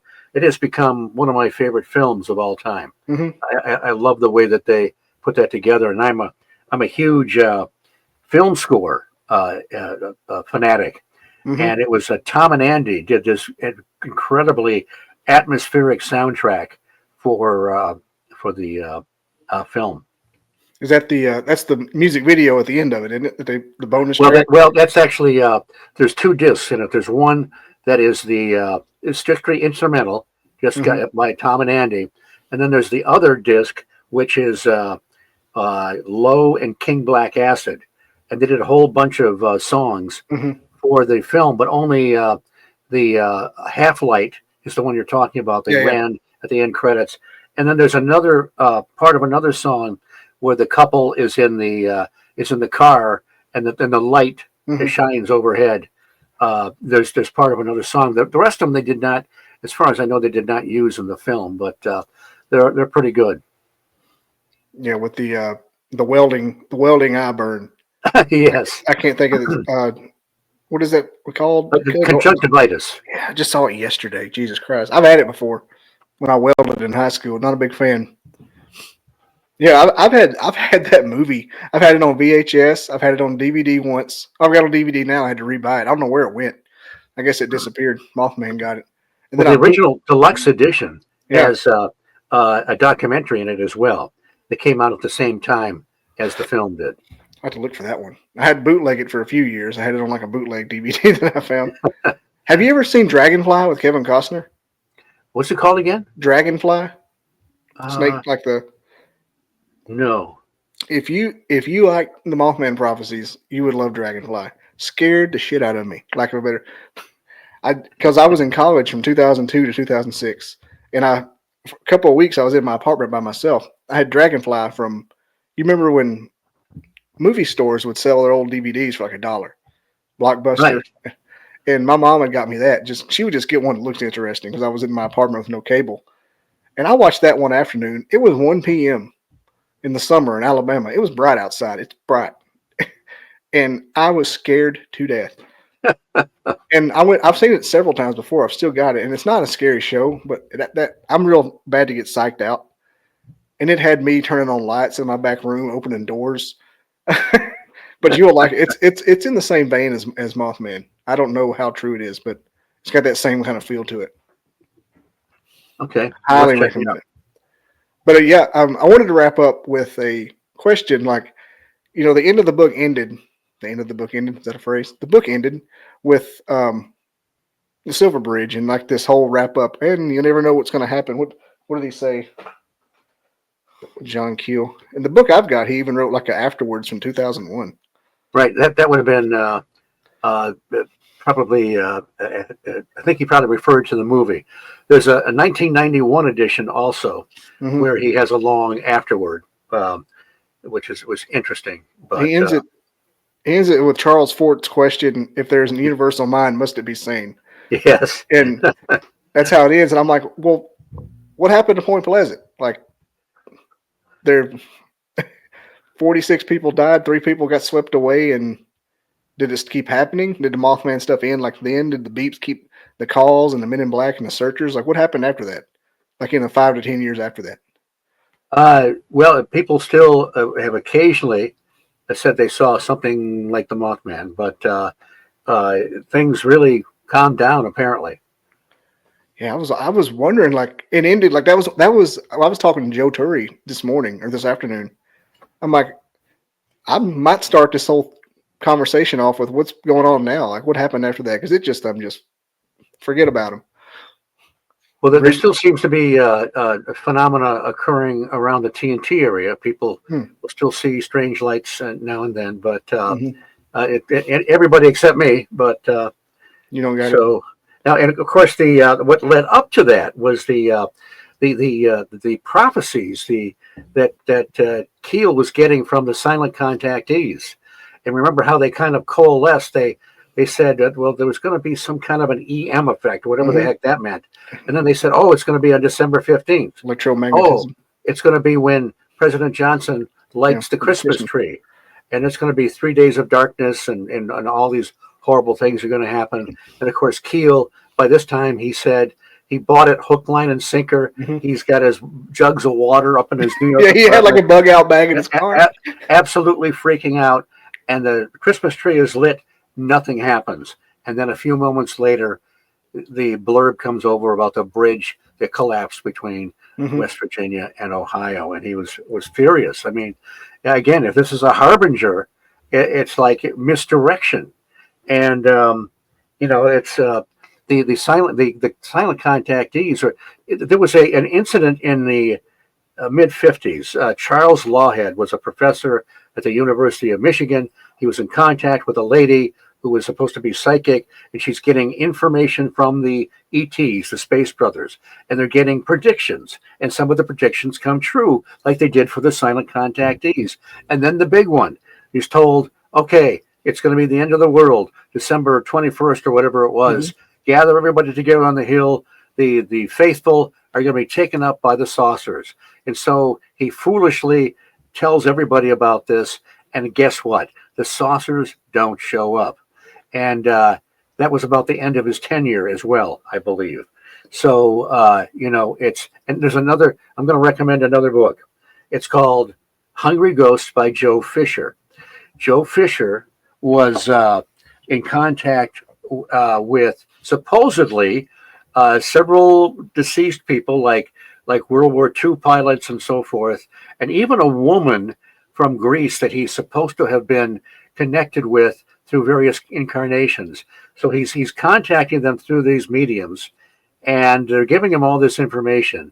And he's kind of falling in love with this woman that he's supposed to have been in contact with. And so he decides he's going to go on a pilgrimage to England and Greece and prove that the information he's been getting is legit. And so, long story short, he makes the journey. He finds out that some things are dead on accurate, and some of the stuff is absolute BS. There's huge gaps in the information that are just wrong. And so he comes back and he's trying to confront these supposed dead spirits with, hey, wait a minute, you told me that, and they're turning it back on him, that he must have made a mistake somehow, or that he's wrong. It reminded me of the silent contactees when some of the information became tainted, where it was just wrong. And so people should heed this. There's a lot of people out there that believe they're in contact with some kind of entity or intelligence. I would say tread carefully, because the trickster phenomena, whatever that is, may rear its ugly head, as it did for some of the silent contactees and some of the supposed spirits that Joe Fisher was in contact with. Yeah, it's like a game they play. Of course, he calls it the game they play, doesn't he? Right. It just gives you just a little couple of breadcrumbs, and you make yourself look stupid. End up on a hill waiting for the end of the world. Yeah, don't. If the Space Brothers are going to come down to the hill, don't tell anybody. Just let them pick you up. It's almost like the penultimate of it is the fake one. Yeah, and that's the one they lead you up to it. Which makes me there's been several movies off this book too, hasn't there? There's been Men in Black. Was Close Encounters based off of it? Because of what's his name, Eddie Webb? That was loosely Dr. J. Allen Hynek, who was attached to Blue Book and then started the Center for UFO Studies later on. He wrote a book called The UFO Experience. And in there, he establishes the close encounter categories. That's right, because Close Encounters is based off Hynek's. But yeah, Eddie Webb was the guy that got burned. That was the one that first one was off. Well, actually, Hynek was reading in the trade paper or whatever about Spielberg going to do a movie called Close Encounters of the Third Kind, but he didn't ask permission. So Hynek wrote him, I don't know, a nice letter. And so Spielberg invited him to be part of the movie. He actually does have a cameo toward the end where all the scientists are there and the craft has come down. That's such a good movie. Yeah, Hynek's the one with the pipe. Yep. Yeah, you go. Yep. I've got a friend that I've worked with here, and he hired me for a job about 10 years ago. His name is Richard Hoffman, and he's a MUFON guy. You may know him. But I don't. Yeah. I was wondering if you did or not. But yeah, I really appreciate it, Steve. This has been a nice deep dive, first little toe in to see how the Mothman thing would go. And this is kind of optimistic. Kind of wanted to get the rest of them in here tonight. Next. Well, it's always fun, and come back anytime. It's I always try to besides doing Mothman 101, I always try to meander a little bit because these things have legs, and then there's so many connections or possible connections. Let's put it that way. And it's Mothman's like 1% of the whole damn thing. It's endlessly fascinating. I was like, I have no idea why this book's even called Mothman. He's not even in it. Well, I can tell you why. It was called The Bird, but then the Batman TV show was popular at the time. So some faceless copy editor dubbed him Mothman. We don't know who it was, but the name stuck. In fact, it had nothing to do with a moth. So, yeah, but all the depictions now, just like the one behind you, there's all got the thorax. Yep. There he is, right there. Yep. I'm even having a couple insect biologists come on as part of this series. Because one of the things I did with my whole Bigfoot thing, I'd have paleontologists and anthropologists on. So I'm trying to get an ornithologist. I'm trying to get I've already got the bug doctor coming on. Right. That'd be fun. Just keep in mind that Mothman didn't behave. He busted the laws of physics, whatever it was. Didn't flap. He just went up. Right. Which is like, why do you even have wings, man? Why don't you pull a Clark Kent? Just bust out. All right, man. I'll let you get back to it. Thanks for coming on, and I'll reach out to you if I need anything, and feel free to ask me anything too, because I'm fair game. I know some folks as well. Well, my pleasure. Just let me know when the episode goes up. And I don't know.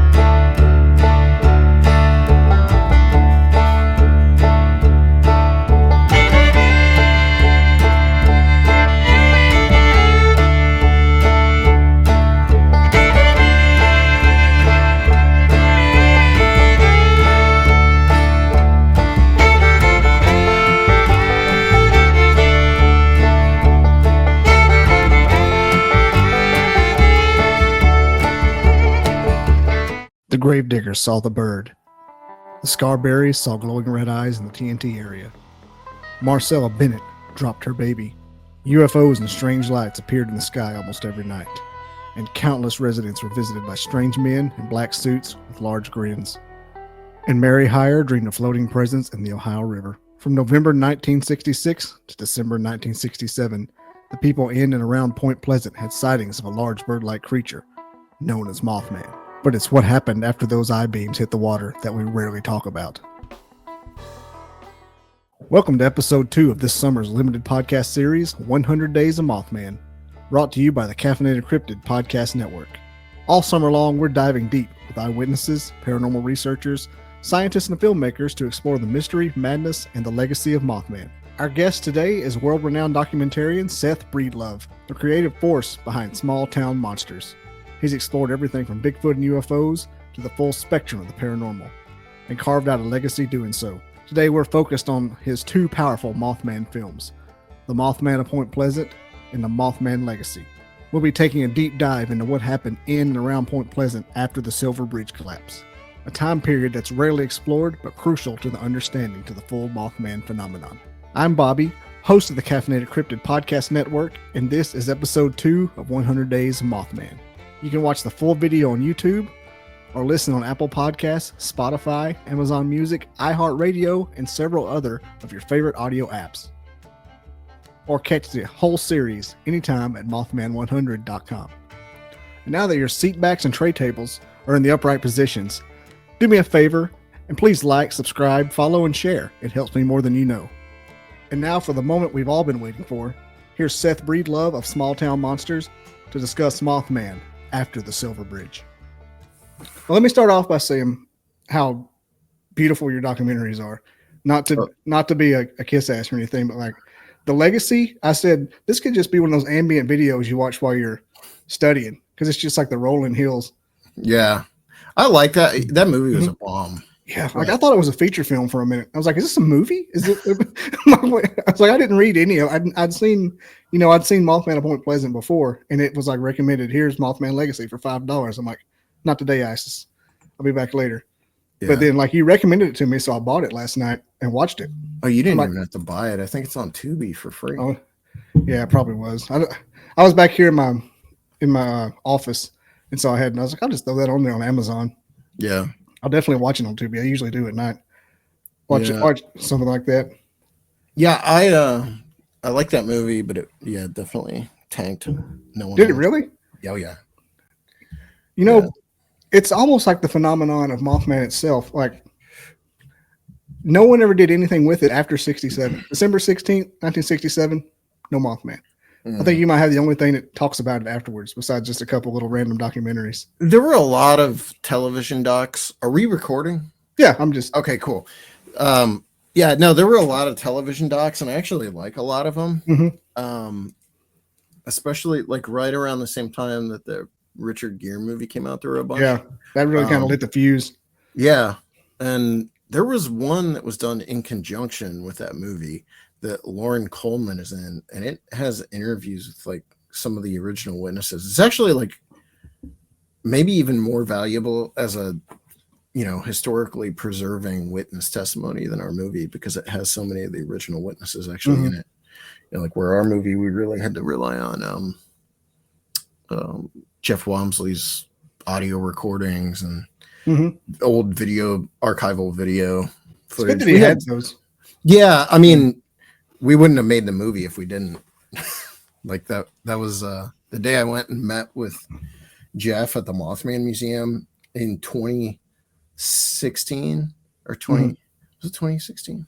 It might have been, yeah, it was 2016. We went and met with Jeff because I wasn't even sure if we were going to make that movie. And he was like, I have these audio recordings with some of the original witnesses if you want them. I was like, well, obviously. Oh, yeah, please.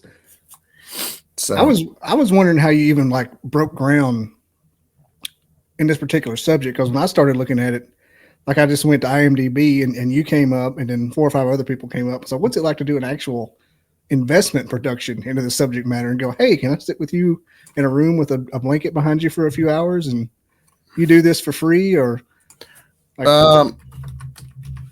so I'm trying to figure out, there's a doc. I want to make sure I mention the right movies, because some of these, there were movies that were out that I think are actually really good. That Mothman Beyond the Legend is a good one. It is good. Yeah. The other one is, there's like this 3-hour documentary. I mean, it's not quite 3 hours, but it's close, and it's really well made. I swear to God, it's called Behind the Red Eyes, but I gotta make sure. I think I've seen that somewhere on like Tubi or something. Yeah. It's not even on IMDb, so maybe that's not it. Whatever it is, there's a really good doc that came out years before ours that gets real deep into the weeds on the story and goes deep into like the MIB stuff and the UFOs and all that. My thing was like, I know that's all part of it, but to me it was all ancillary in our film. Because if we started focusing on that stuff, it's going to take you on so many rabbit trails that you're never going to stay focused in a film, like a feature doc. So we really wanted to focus on the Mothman, the original Mothman story, and do it chronologically, because that was the one thing that I noticed about all those movies I had watched, was like there was no just simple chronological retelling of the events of 66 and 67. So that's what we did. They basically just told from most interesting to the least interesting. Yeah. In no particular order. Yeah. What was your question? I totally steamrolled. No, I mean, just how do you got into it? How do you break ground into a town like Point Pleasant? So I'd like to interview you for this, even though it's it was Jeff. Yeah, definitely Jeff Walmsley. Because he's a cool dude. He is. Like, we showed up. It was my mom and dad and I, and back in those days, my parents would just accompany me on all sorts of like shoots, which my mom passed back in 23, so it's like a fun memory now. But they went with me to Point Pleasant, and we went to the Mothman Museum literally to see if I could even make a movie about it. And Jeff obviously offered me those audio recordings, but he also was like, I can hook you up with some other people who've never spoken about their encounter. And I was like, all right, well, which is a big deal because at that point in time, we had made Minerva Monster, which was shot on like essentially like VHS. And it looks like it. And, was a really low budget. And so was Blair Witch, so don't count yourself short. Yeah. Well, the camera we shot with is the same camera they shot Paranormal Activity with. So, but he took a gamble by doing that because he was kind of like putting his reputation on. People like that are putting their reputation on the line if they vouch for you. And Jeff didn't really know me too well at that point in time, but he went out on a limb and was willing to talk about the fact we were making the doc with some people and convince some people. The crazy thing was, is it Carolyn Harris? Good Lord, that owned the Harris Steakhouse there downtown. That I think it was Carolyn. Yeah, she passed shortly before the making of our movie, and that I think it was that same trip where I talked to Jeff. I went over and talked to her in the. No, it wasn't that same trip. It was our first B-roll trip. We were shooting B-roll for the movie, Zach and I, and I went into the steakhouse late at night. She was closing, and we talked for a while, and she was talking to me about her son and her ex-husband dying on the bridge. And I was so excited to have her involved in that movie, and then she passed away before we got to making it, which has happened. At that point in time, we had made 3 movies in a row where that had happened. Beast of Whitehall, while we were making Beast of Whitehall, one of the original witnesses passed literally the day we decided that was the movie we were going to make. And then Smokey Crabtree died like 2 weeks before. I didn't mean to laugh like it's funny, but I mean, he passed away 2 weeks before we were. I laughed because you laughed. I'm like, okay, guess we didn't like just Smokey. Cracking up over people dying. But no, he passed away 2 weeks before we started shooting Boggy Creek, and then Carolyn died during the production, I believe, like before we had a chance to interview her. Didn't you put for Carolyn? I think we did. Yeah. I think we did on that one. Yeah. Like the beginning or the start, beginning or the end. Yeah. She was cool. A lot of people in the town at that point in time that I had the chance to talk to, like I connected with, because I grew up in a small town, a lot smaller than Point Pleasant. And I don't know, I always just felt a kinship with Point Pleasant, because even though it's West Virginia, it's it's right over the river. And also, like, I grew up in Bolivar, Ohio, which is that Appalachian part of the state. Okay. Of Ohio, so I kind of feel like I'm more West Virginia than I am Ohio in some ways. That explains your proximity to Minerva. Yeah, I'm not far from there at all. Even now, I knew a lady who went over to Minerva, and they were doing Bigfoot calls on an app, and they turned the app off, and they started hearing the calls again. Like, turn the app off. Like, I'm not doing the calls. Yeah. Oh crap! Get out. Let's get out of here. Where were they? It's Minerva. No, I mean, do you know where? I don't know. You don't know. It was a dirt road. I know that narrows it down. Yeah, that doesn't narrow it down at all. Yeah, it's funny. Minerva, like my sister got her wedding dress in Minerva when we were kids. We used to eat at the Doug's Classic 57 on the main drag in Minerva like once or twice a week. And so I almost grew up there. But it is weird that town was that close, but I never really knew about their monster until way later. Now John Keel mentioned he kept mentioning big hairy monsters, and I'm assuming he meant Bigfoot as sightings, but he never went into them. And like I'm reading a book, and I'm like, well, give me something, John. He references one sighting, but he says it's the Mothman. He says it's hairy with wings. He would just casually mention a hairy monster in the woods every so often. Yeah. Well, he was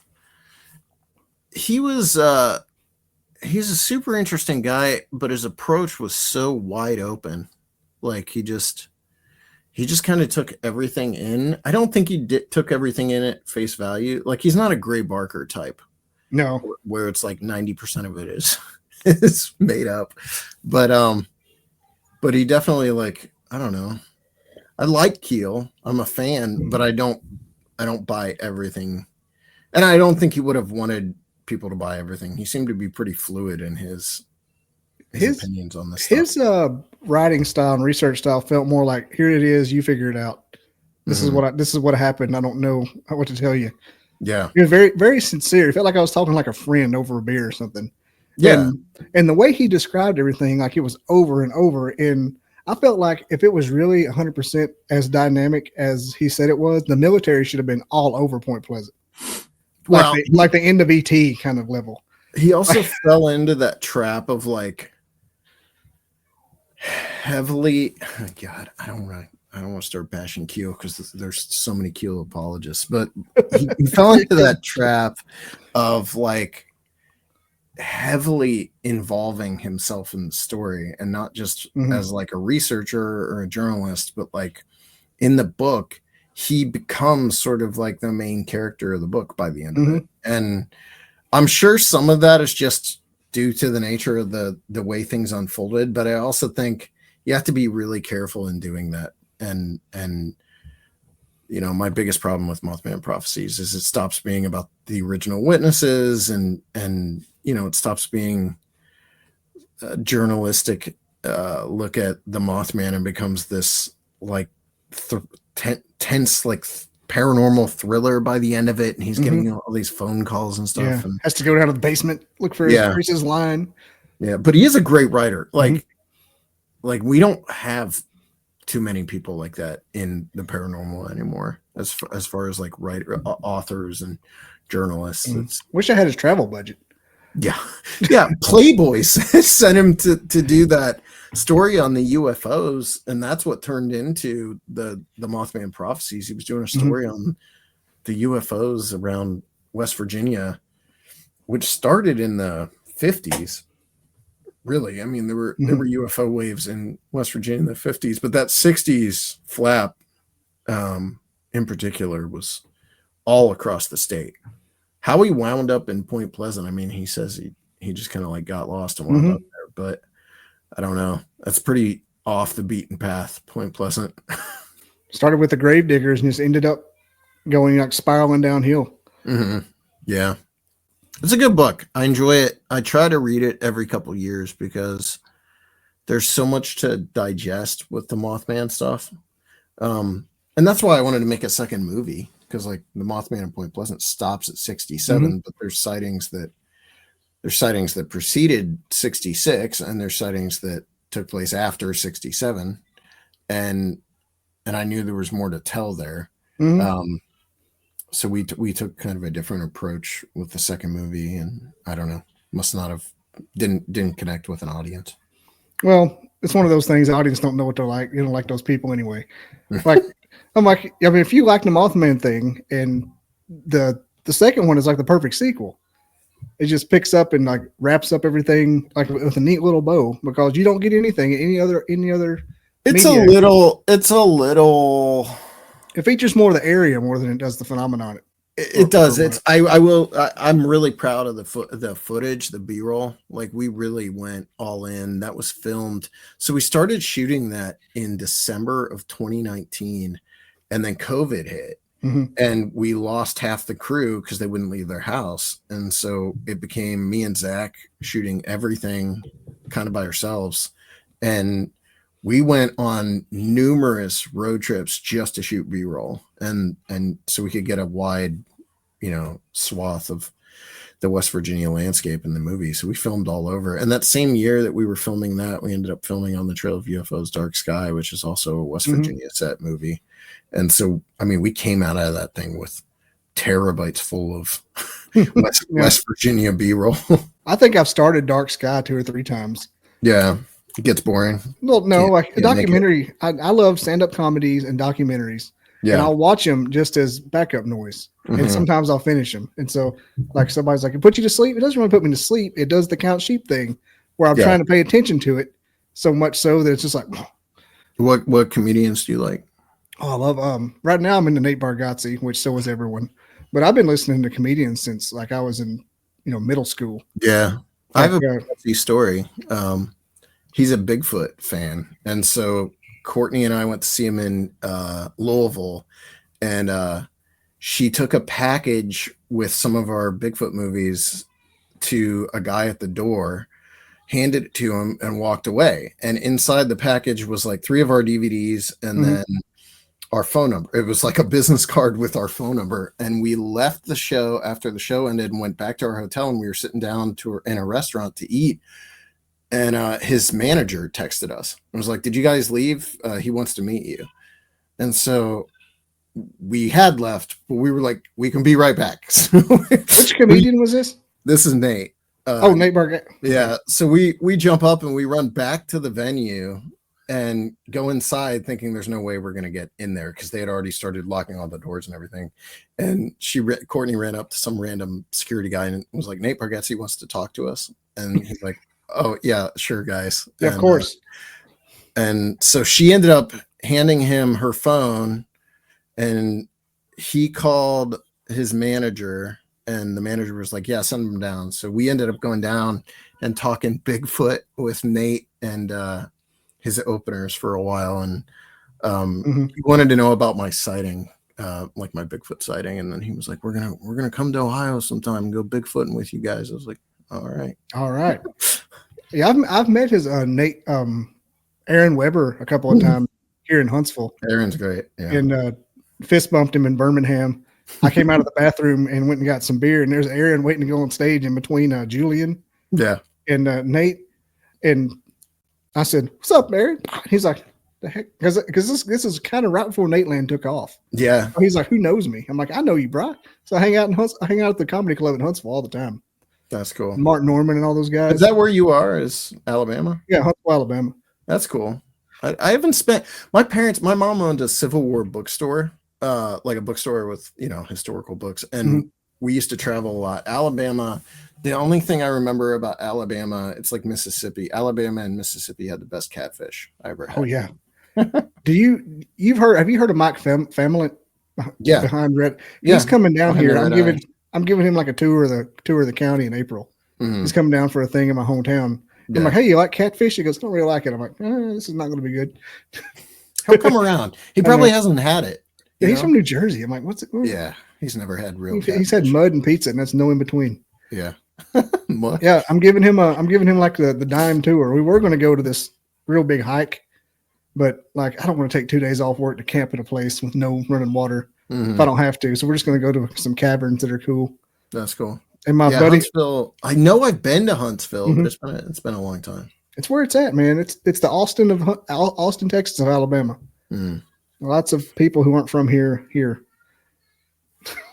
That's the bad part there, and the influx of Space Force and everything isn't making it any better because traffic is just like, yeah, it's great. It's a good problem to have as being an economically viable area. Yeah, and back when I was a kid, I remember Alabama being kind of like dirt poor. Still is. Like, yeah, I mean, like I have family in Bryson City, North Carolina, so I consider myself like part of the South. You go to South Alabama, it is dirt poor. Yeah, but it's a cool state. They filmed Close Encounters of the Third Kind there. Yep. We did some. I was a film student at Alabama University, and we did some little mini docs and things there. That's cool. And one of the things we did was the movies filmed here, and that was like a little clip of it. Adam Wingard's from Alabama. Mm-hmm. I don't know what. It might be Huntsville. I can't remember where he's from specifically. But I work with a Wingard. Really? Yeah. Always. Yeah. It's probably not related though. It might be, dude, because I know his brother still lives there and his mom and dad still live there. So Adam Wingard. I had to look that up because I know that name. Adam directed Kong versus Godzilla and the second Kong versus Godzilla and the Blair Witch movie and Death Note. Oh, cool. Yeah, I've had Eduardo Sanchez on here before. Yeah, we had Eduardo on. It's funny, we had Eduardo on my old podcast, Sasquatch, but Adam and I, Adam Wingard and I became buddies back in 2017 because of our Invasion on Chestnut Ridge movie. And then I came to find out like Eduardo and him are kind of like, he likes Eduardo Sanchez, but apparently Eduardo has some hard feelings toward him because Adam had directed the Blair Witch movie. And apparently like Eduardo was cut out of that movie entirely. And so it was a little awkward. I think they put him back eventually. It's kind of something they claim now. Yeah. He was such a fun dude because I was looking in to do I was going to talk to him about the Patterson Gimlin costume versus the Exist costume. He's like, yeah, I don't know how they would have made that back then because we couldn't have made a good one in 2010 or whatever that was. Yeah. Oh, I think the Exist costume's good. Yeah, I mean, it's scary as it can be. Yeah. So is that are you a PGF believer? I go back and forth. I mean, it could be, I don't know. Like from what you learn from even John Keel talking about the phenomenon of seeing the creature, but it not actually being there, that kind of thing, being a hypothesis, like them being flesh and blood at all times is something that either they are or they're not. Maybe they're in between. But how come that one didn't phase out and no clip into the back rooms like the rest of them do? He just kept walking. But I'd like to believe it. I mean, yeah. I don't know. There's more. I always just go, I'm a flesh and blood guy. I mean, I'm all about everything, like all the stories. But personally, like everything I've experienced, everything I've seen still just points me to like a flesh and blood creature. I go back and forth. That's the fun thing about it. You really don't have to commit. No, that's what I'm always telling everybody that. And then people get like, people get in these camps now, and it cracks me up because like, bro, there's terms now for people that think Bigfoot is. I keep seeing comments on like Facebook and stuff for people that think Bigfoot's like a flesh and blood animal. They call us apers. Yeah. Apers. And I'm like, okay, I guess I'm an aper. I don't know. Or you're an aper or you're woo. Yeah. And it's like, can we stop? Yeah, you talk about fighting amongst yourself for no reason. Like let's just see if it's real, then decide what it is. Yeah. Or just have fun. Like chill out. You know, I consider it a cinematic universe. That's how I treat it. I call it the Mothman Cinematic Universe because it's the most fun you can have. I'm like, it's pound for pound, the Mothman Cinematic Universe is more fun than Bigfoot, as far as I'm concerned. Yeah, I probably agree. I love that. I get more like on my own, not necessarily talking about it with other people, but I get more invested in the Bigfoot topic than anything else. But as far as like what I have a much easier time of making movies about like Flatwoods Monster or Thunderbirds or the Bell Witch or Mothman than I do Bigfoot because you're always just worried about stepping on toes. It's not as bad as Dogman, but it's close. You don't have enough time to start that. That's a tactical bro. I will punch you in the face kind of thing. Those guys are mean about it. Yeah. Like, why are you like this? No, I mean the infighting with the Dogman stuff's insane. Like, imagine gatekeeping a cryptid you don't even know exists yet. Yeah, it might be because the subject is still kind of in its infancy, and people want to be the ones that are the John Greens of Dogman, you know. Yep. But so people want to stake their claim in it, but it's it's volatile. It's very volatile. I'll tell you why you probably like doing the Flatwood Monster and the Mothman thing the best. It's because there's actual characters to address. It's not like Bigfoot is just all over the place. Like every map dot has 6 of them. Yeah, and you can't just pick. You know, you can go. I even made a note here. I said there should be Mothman trading cards because there's like people you have to know. You have to know, the Mallets, the Bennetts, the Thomases. You have to know the Scarberries. Yeah. But Bigfoot is just like it's either like Patterson Gimlin or no one. The thing about Mothman, and I think is it my favorite cryptid or favorite paranormal story? No, but I think it's the best because that, especially if you're looking at the 66, 67 stuff, it just has a natural story flow that most of these cases don't have, because it has I mean, that's the whole point of the movie, The Mothman of Point Pleasant, was that, like take you through the 3 acts of that story from 66 and 67. It's got the inciting event that really blows it up, which is the Scarberry mallet thing. It's not the first sighting or anything, but that's the thing that kind of puts it on the map. And then it kind of culminates with the collapse of the Silver Bridge.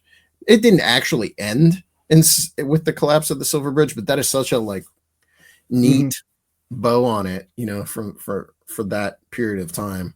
And there aren't other stories that have that kind of beginning, middle, and an end. And Flatwoods especially is these kids try telling the Flatwoods. When I was doing interviews for the Flatwoods Monster movie that we made to promote it, people would be like, well, tell me about the Flatwoods Monster. I'm like, okay, it's 3 minutes. I'll tell you about the Flatwoods Monster in 3 minutes. And it may be an hour. We don't know. Yeah.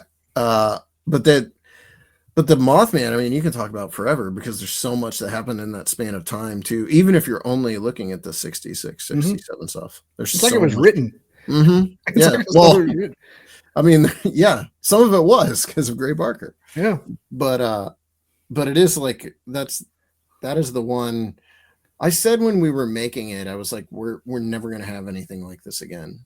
And we haven't. We kind of went in the opposite direction with the movie immediately after it too, because Mothman of Point Pleasant is such a focused film. We're really focused on that one time period. And the next movie we made was Invasion on Chestnut Ridge, which kind of with this anthology look, anthological anthology. It's an anthology. It looks at all these, looks at all these different sightings from the Chestnut Ridge of all these UFOs, Bigfoots, whatever. And it was honestly kind of like a nice palate cleanser coming off of the Mothman of Point Pleasant, because we had been so, just focused on this one span of time. But it's a really unique story, and it's got so much to it. I think that's why it's blown up too in pop culture, is, which is good and bad, because so many people the Silver Bridge collapse, getting sucked into the Mothman sphere is kind of unfortunate, frankly. Because I know for a lot of the people that lost loved ones on a bridge, it was not a pleasant thing that every year they had to hear about how the Mothman was seen on the bridge, foretelling of the disaster, which there's no record of that. There's no, that isn't really a thing that I think happened. Although there is the sighting that Jeff Walmsley informed me of, which involved, I think, his uncle or his cousin seeing the Mothman adjacent to the bridge, the day before the collapse. That's the only report I'm actually aware of where somebody claims to have seen the Mothman and in conjunction with the bridge. Yeah, it seems like that it was the perfect ending. That's all this stuff happened and nothing. The crescendo they were hoping for with the blown up naval power plant. What was it? It's a. You mean the ordnance works, where they built the? No, the power plant. Yeah. In the movie, they said they were going to blow. It's actually the Harbinger. They said there was going to be a disaster. Don't go there. It's going to be a disaster. Turned out not to be. And then a day later, here came the. Yeah. Well, no, in the book it was, and in reality it was the Christmas tree lighting was going to shut down the power grid for the country. Turned out as soon as that happened, Silver Bridge collapsed. Yeah, you're more educated than me on that, dude. It's been 2017 that I made this movie. That's what I said to my wife before I came down here. I was like, I hope I can remember. It's fine. What to talk about, because I just did Astonishing Legends yesterday, though, and thankfully we talked a bunch about the Mothman, so it's kind of fresh. But the actual original story is out of my mind right now. I spent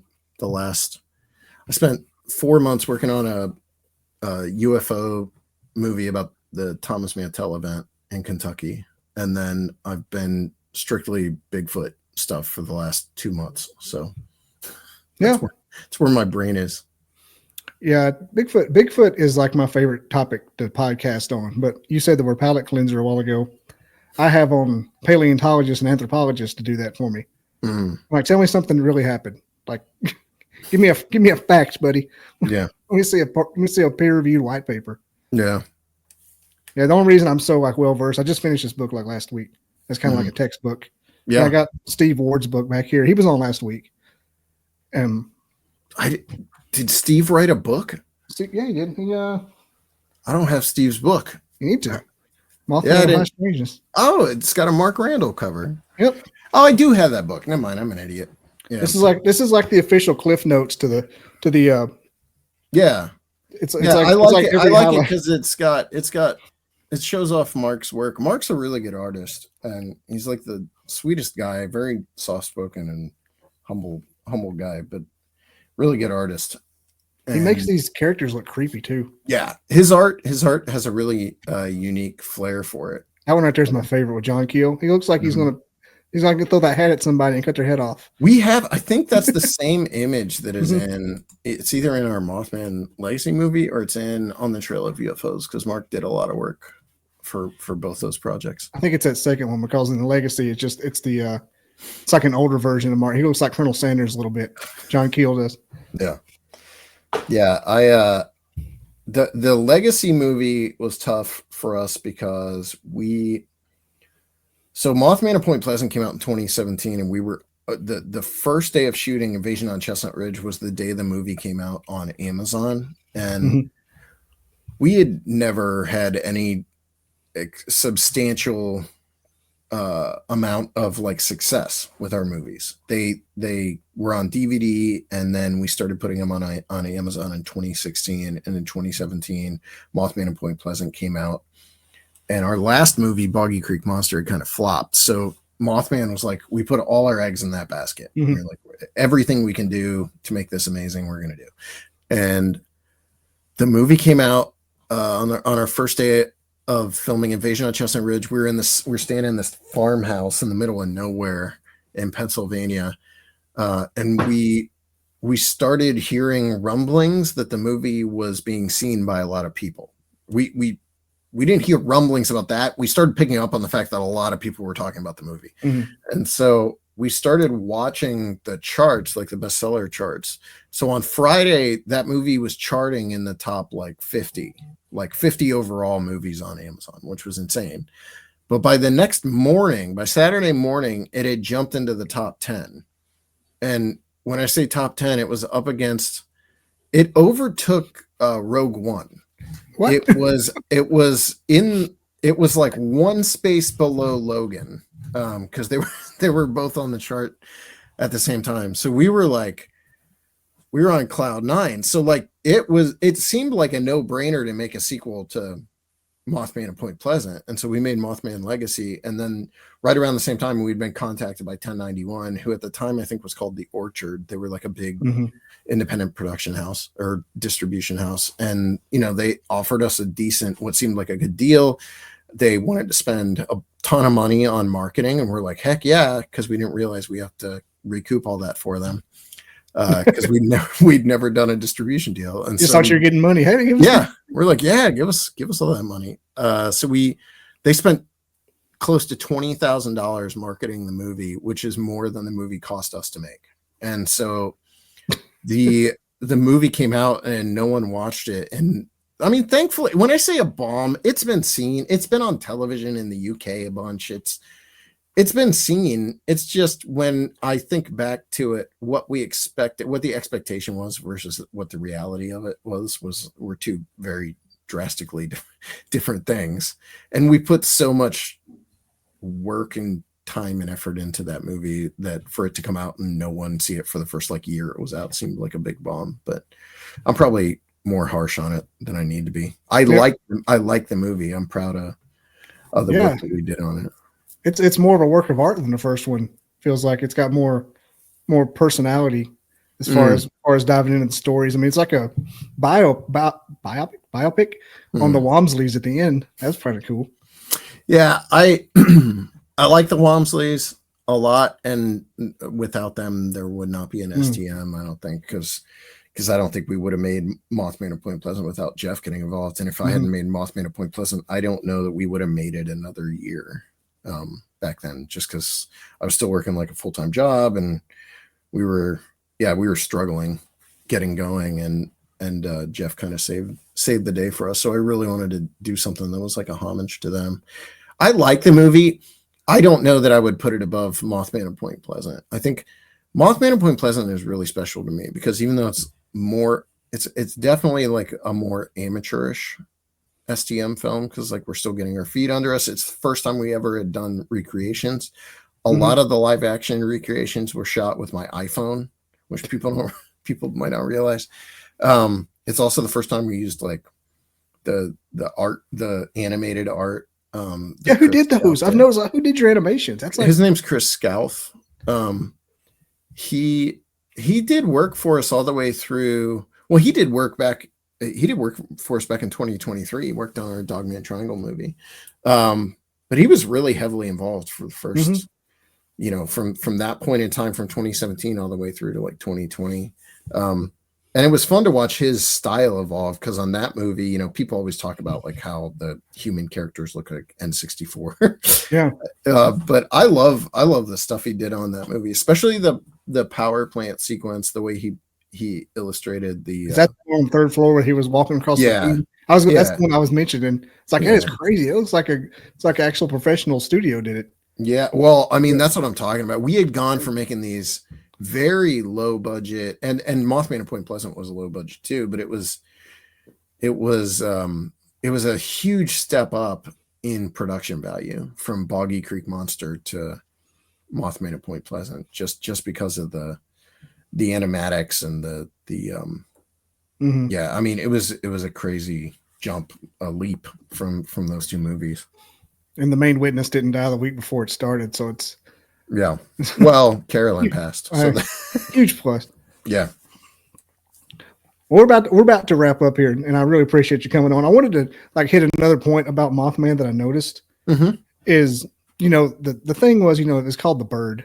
Yeah. Until some reporter who watched too many George Clooney movies called it the Batman, and that's the story for another podcast entirely. But it seems like it went through a lot of effort to be seen. Whenever it was around, it flew in front of windows. Yeah, it jumped. It chased cars like a dog. Like I think that's the reason. I think its purpose was to instill fear. Like there was nothing but non-evil about it. See, my thing with the Mothman, where I'm at with the Mothman is that there is no it. There's no singular it. In my opinion, the Mothman there were multiple phenomena taking place at that point in time. And I'm not just talking about like UFOs and Men in Black. I'm talking about, I think there were multiple things in the sky and on the ground being identified as one being called the Mothman. I don't know. I think there were misidentifications of owls during that time. I think there were probably misidentifications of other animals. I also think there was something unknown, but what that is, I don't have a clue. Like I think I don't know. The Mothman's like a perpetually confusing one because of it goes back and forth a lot. Yeah. The stories get really confusing. Like you mix up the characters, like I said, when you trade cards.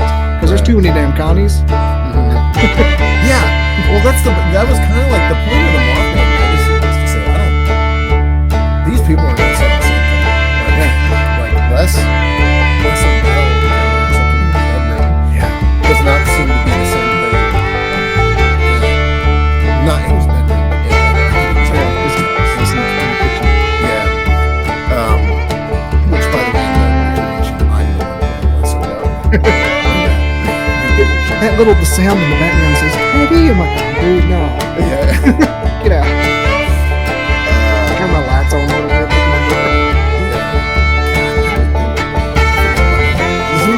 Shut that movie. There was no rain. The other one. Michael Crichton over here. Yeah. But I think it was multiple different things. I mean, if you go to those bird sightings, the bird sightings that preceded World War II. But it seems super similar to the you've got some sightings where they flap their wings, and some sightings where they go straight up. Like what's her name? Faye Ford. Yeah. Didn't flap. Yeah. Just took off. Yeah.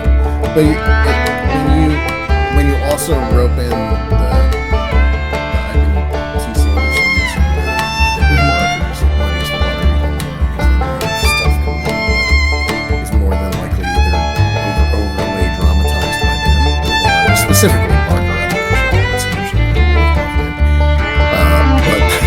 He was a stand-up crane. Was he? He was. I think he was the local biologist. Yeah. Sanderson I have issues with too, because he's the one that really gave the flight testers. Like he made that story into something completely different from what the witnesses actually reported and experiencing. But Barker, when you integrate Barker into the whole thing, it's so complex as to what might have actually happened. I think that obviously the Strawberry and Mallet sighting happened, the Tom Murray sighting happened, the Bob Bosworth thing happened. There's stories and the witnesses in our movie. I believe a lot of those encounters are real, but I also think that especially in the years afterward, you've had a lot of people try to claim their own Mothman encounters who might not have ever actually had a Mothman encounter. But that happens with every subject, so it's not. I've noticed a lot of that with Bigfoot people is, I grew up in the woods, like real rural area, in like a house was in the woods, and stuff that would happen to you all the time, like in the backyard, just kind of hanging out. Mm-hmm. That happens to somebody that's not ever been in the woods, and that thing. If you heard two hoot owls fighting, and you didn't know what you were hearing, you would think all hell was breaking loose. I live in Massillon, Ohio, which is a city. And I'm in a neighborhood. I'm at the end of a cul-de-sac. There's a forest behind my house, but it's like right on the other side of this little patch of forest is other trees or other houses and all this stuff. I hear noises at night that if I heard alone in the woods in the middle of nowhere, I'd be convinced we're a Bigfoot, or something. And there's just weird stuff in the woods in general, weird sounds and stuff. I mean, animals make sounds that aren't just your usual see and say sounds. Yeah, like a chicken makes a sound you never heard before.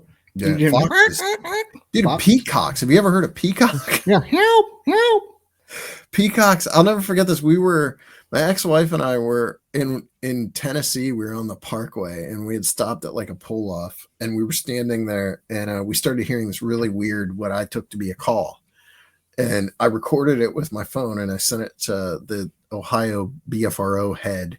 And I was like, is this a Bigfoot? And he was like, no, that's a peacock. Yeah. Oh, okay. Yeah. But that's not something I would have. I've been around peacocks. I've never heard that noise. So you really don't hear it unless you're far away from a peacock. If you're near it, it sounds just like them squawking really loud. Oh, really? It's a weird phenomenon. Huh. Because if you're next to a peacock in a cage and it does that, you hear it, but it's like almost like a train horn coming. Huh. So you're in Massillon, huh? Yeah, yeah. The people I know that went to Minerva live in Massillon. Oh, really? It's the Massillon's own Bigfoot guy, the kid that goes to the town square and dresses like Bigfoot. Okay. I don't know. Yeah, there's like a Massillon Bigfoot mascot. It's him. Oh, that's weird that you said that. What if he's like your stepson or something? Yeah, like, no. You mean Harry? Yeah. Yeah, this is we've lived here this is where STM's based. We've been here for 3 years now. That's cool. Well, I really appreciate you coming on, man. This has been great. And if you ever need anything from me, holler at me. This series is coming out in the summer. I don't know what order yet. You're number 2 behind Steve Ward. Cool. Not for any particular reason. Just happen to be the schedule. Yeah. No, I don't. I gladly will follow Steve. I like Steve. And if you come to I think I'm going to go to the festival this year. I'll be there. I think we're setting up this year. All right. Yeah, well, cool. I'll go ahead and let you go and get back to your live stream then. Yeah, we got a live stream. Yeah. Bless your heart. Thanks for having me on, man. All right, man. Thanks.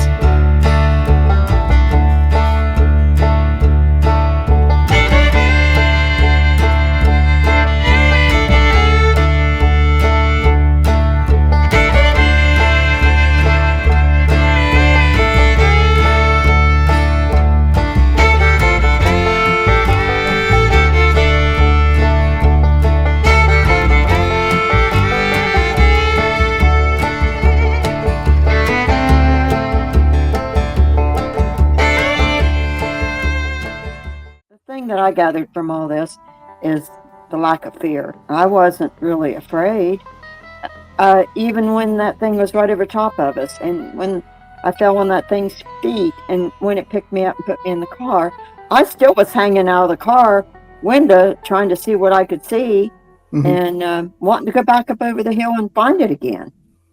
I wasn't afraid, and I was more like euphoric. Welcome to episode 3 of this summer's limited podcast series, 100 Days of Mothman, brought to you by the Caffeinated Cryptid Podcast Network. All summer long, we're diving deep with eyewitnesses, paranormal researchers, scientists, and filmmakers to explore the mystery, madness, and legacy of the Mothman. Episode 3 features a first-hand account from eyewitness Linda Sigman, whose terrifying 1967 encounter may be one of the clearest Mothman sightings ever recorded. At just 16 years old, Linda and her boyfriend were stargazing near Pomeroy, Ohio, when they noticed a glowing red star that descended silently until it blotted out the entire night sky. Moments later, Mothman appeared, flying alongside their speeding car in a moment that would change their life forever. In this episode, Linda shares her chilling memories and insights from her book, Beyond the Pale Moonlight, a UFO Mothman encounter, and thoughts on Men in Black, Chief Cornstalk, and the Silver Bridge disaster. This isn't just a legend, it's a lived experience, and it adds a deeply human layer to the Mothman mystery. Once again, I am Bobby, host of the Caffeinated Cryptid Podcast Network, and this is episode 3 of 100 Days of Mothman. You can watch the full video on YouTube or listen on Apple Podcasts, Spotify, Amazon Music, iHeartRadio, and several other of your favorite audio apps, or catch the whole series anytime at mothman100.com. And please be kind once again. Please like, subscribe, follow, and share. It helps me way more than you know. Now, no more waiting. Here's When the Mothman Blocked Out the Stars with Linda Sigman on episode 3 of 100 Days of Mothman. I like the Point Pleasant Mothman, we'll call him that, the West Virginia, because it has a beginning. Happens in the, what was the Gravediggers? November the 13th, 1966. What was the Gravediggers name? The Gravediggers Cohitton? They were in Clendenin. Clendenin, yeah. I just talked about that 2 days ago. Clendenin. And then the next day is when Scarberry and Bennett saw it, like 2 days later. As the crow flies, I don't think it's very far. Maybe 20-minute drive from West Virginia, half an hour. I know I've probably been to Clendenin, but I have friends that just went to the cemetery and found the grave of the guy that was being buried by those grave diggers, and talked to the people, and took some video of the surrounding area, which I found very interesting, because you could almost imagine what those guys saw back then coming over those trees. And that whole saga just starts there. And it pretty much ends at the the tragedy of the Silver Bridge. And I'm supposing there's other stuff that happened, because there was sightings after that, but it's kind of awkward to talk about. Everybody's kind of like, yeah, let's not worry about that for now. Our town is kind of destroyed for a minute. And so I could imagine, I saw Mothman, dude, chill about Mothman for a minute. All right. And then, Small Town Monsters, Seth Breedlove did Mothman Legacy. And I'm glad he did, because it starts off after the Silver Bridge. And so you get some extra stuff to know that it didn't just end, and it wasn't some kind of weird flash in the pan phenomenon that the locals were just coming up with. I thought your power went out. Yeah, we're summoning Mothman. You were talking about Mothman. Now, see, that's another thing. I'm what they call a slider. Ever since, before that, I was pretty, all through my childhood, I was like that. But afterwards, it's just amped up, and I affect all kinds of electrical equipment, and lights will come and go. And, let me ask you this: have you ever had a near-death experience? I have astral travel, which I think is pretty much the same thing. I don't like to go under anesthesia because of it. But no, to say that I've actually knew that it was a near-death experience caused by a trauma, no. But I have met my mother, and she's been gone since '98. I've spent time with her in my dreams, and several other people and animals and things like that. So just about every aspect of as my life is just. You've checked every box but the trauma. Yeah. Oh, I've had trauma. Yeah. I've noticed We all in have.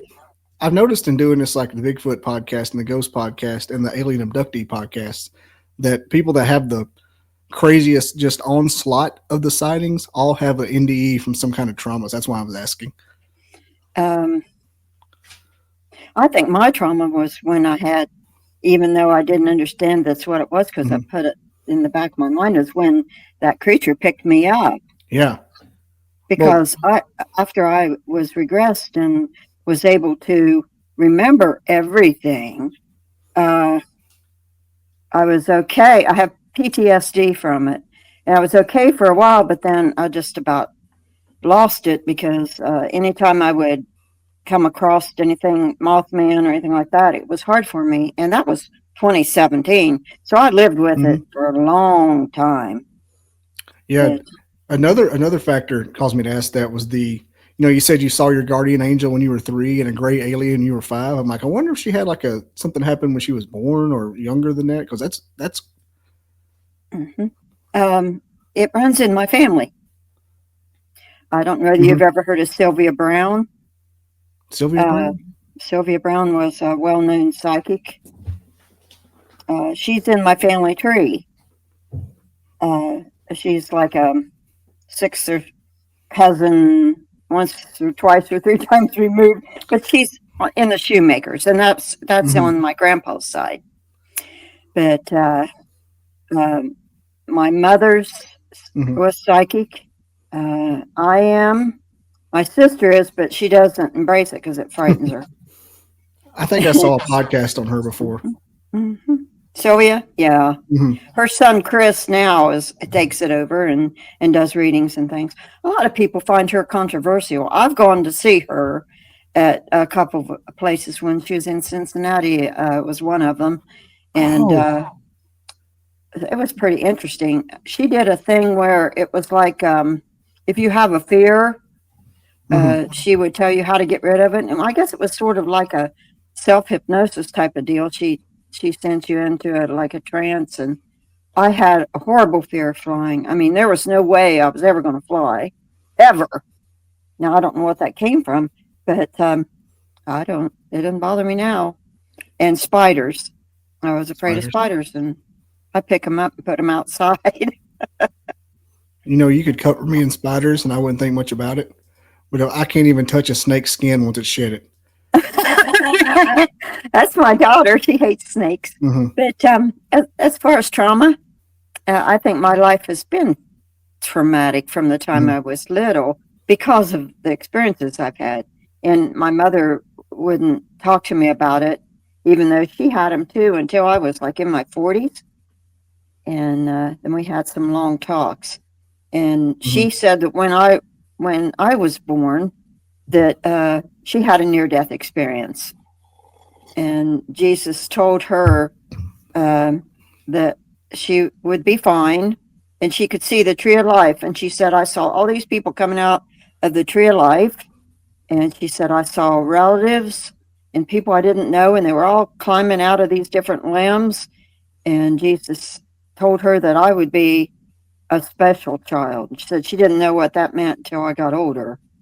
And, I had all these abilities.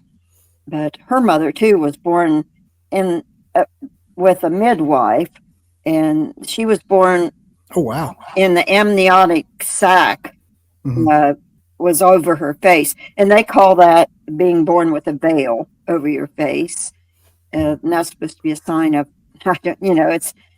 I know that's woo-woo, but that's supposed to be a sign of psychic ability. But so it was on her dad and her mom. And then my dad's side, his mother, she could tell the future, and she knew when she was going to pass away.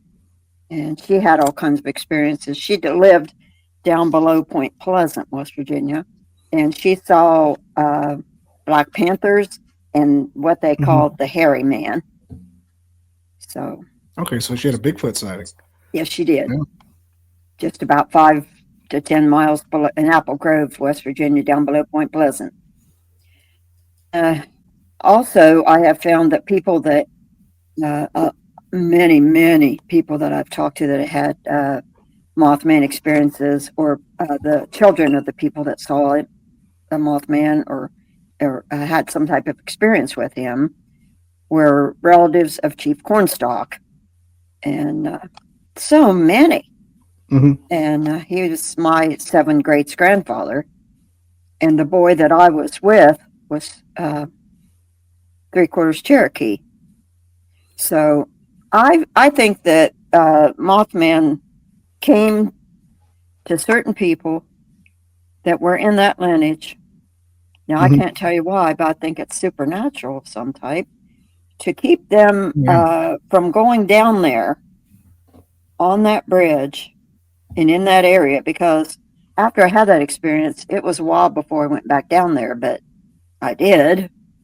And that's when I saw the men in black and had the dream of the bridge falling and stuff. But I've talked to so many, even Jeff Walmsley, his Mhm. wife, found out she is in the Cornstalk lineage. And so is Faye DeWitt Laporte.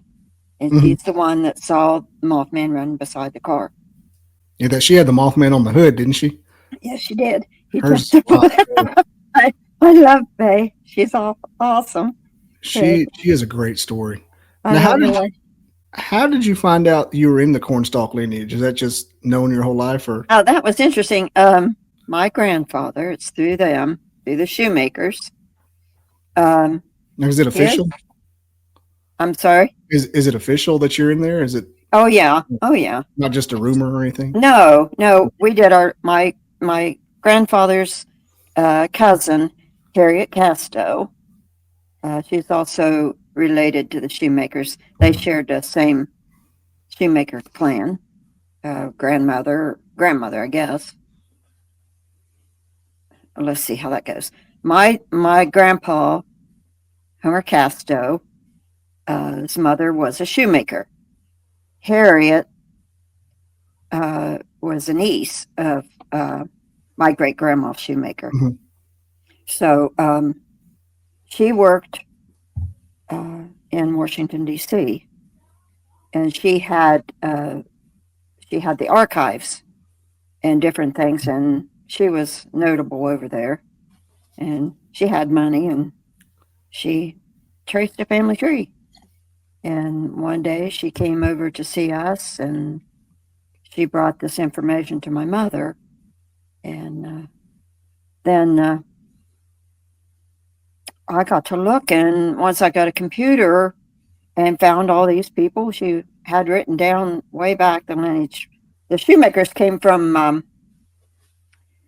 Alsace, France. They came over here, Mhm. and Sam. Anyway, it was through some of their relatives was the Vanderpools, and it was through Catherine Vanderpool, and she was a third wife of Chief Cornstalk. And then there was Catherine Vanderpool, and then she had a daughter named Elizabeth. And Elizabeth was married to young Chief Cornstalk, which is the one they call Hard Striker. And I don't have this all down in front of me. It's just this. You're doing fine. So don't you know. Anyway, Elizabeth had children with young Chief Cornstalk, and then she married a shoemaker man, but this is my lineage through the Cornstalk kids. That's legit then. Yeah. And then I talked to Chief Don Wood, a Shawnee, Mhm. and he told about it too, and we talked about it. And he's on. You can find him on Facebook. Oh yeah. I've done a lot of reading on the Battle of the Shawnee. I can't think, Battle of Point Pleasant or whatever it's called, or how they wiped out the Shawnee and took him prisoner. That is like a prequel in and of itself of the whole thing. My birthday is October 10th, and that battle was October 10th. Yeah, that's how it stuck in my brain what your birthday was. You put the. It's not hard to. I bet you passed every test in school. Well, no, I hated school. They didn't even put when the Battle of Chief Cornstalk was on your test. Yeah, but that was before I had all this experience. Well, I went, let's see, that I had my experience in 67, and I graduated the next year when I was 17 in May of 68. So, but I had Ohio history, and we didn't have West Virginia history. We had Ohio history. But, and not a whole lot about the Indians. There wasn't a ton of them in your area back then. They didn't really They settle it. traveled through. Yeah. Like I go down and I have a big arrowhead collection. I collect paleo stuff, mostly like from a couple thousand years ago. Clovis and whatnot. Clovis points and stuff. You'll find a lot of those near the river. But I have Clovis. a creek down here. And I have boxes upon boxes and boxes of celts and you know, grinders and things like that. But I haven't found very many arrowheads here. I've found a couple from the woodland era, because they didn't stay here. They passed through, and they stayed closer to, they had their homes closer to the river. I'm probably 5 miles, 6 miles from the Ohio River, but there's a lot of hills and stuff here. But they wanted to build, you know, right up on the banks. Yeah. And, but I do find stuff, but it's older stuff. Yeah, all the ones you find around here are right on the Tennessee River. You have to get almost on the river to find them. My grandpa was obsessed with them. He's got boxes, like you said. Tomahawks. I used to want to cut a tree down with one of them tomahawks he found. He never would let me touch it. I have a couple. They're so cool. Let me ask you about your sighting itself. One of the UFOs that you saw, I think it was the smaller one, had a burst of bright light. Did you get conjunctivitis from that at all? You know, people have asked me that. Yeah. And, first thing I thought. I got down on the floor when it went up over. So I think that's the only thing that saved me. Plus, I didn't get out. Even though it was close to us, all the time it was close to us, it was like an iridescent light or incandescent. What do you call them when they're, you know, those lights you flip on and they're long and they're blue and fluorescent. Fluorescent. I don't know if they even make those much anymore, but it was like a fluorescent light. It was blue-white, and it didn't hurt to look at it. But when that thing went from his side of the car around to the front of the car and stopped right at the hood, or at the bumper, it just sat there. And we looked in it and tried to figure out. At that point, I think we were both so numb that we weren't really all that scared until the thing started to rise up. And then it rose up, and then it went up over the car, and then's when everything was bright. And then he was like this over the steering wheel, and I was on the floor. And then after it went, and there was no sound with it ever either, I got out my side, he got out his side. And I walked around the front, and he walked around, and we met in the back. And I said, "It's gone." He said, "I know." And there was nothing. It was just real quiet. Yeah, that portion of your story sounded just like I don't have the name in front of me, but the couple that did get the conjunctivitis, it sounded like the exact same timeline. I was a kid back then. If I did, it didn't appear to affect me in any way other than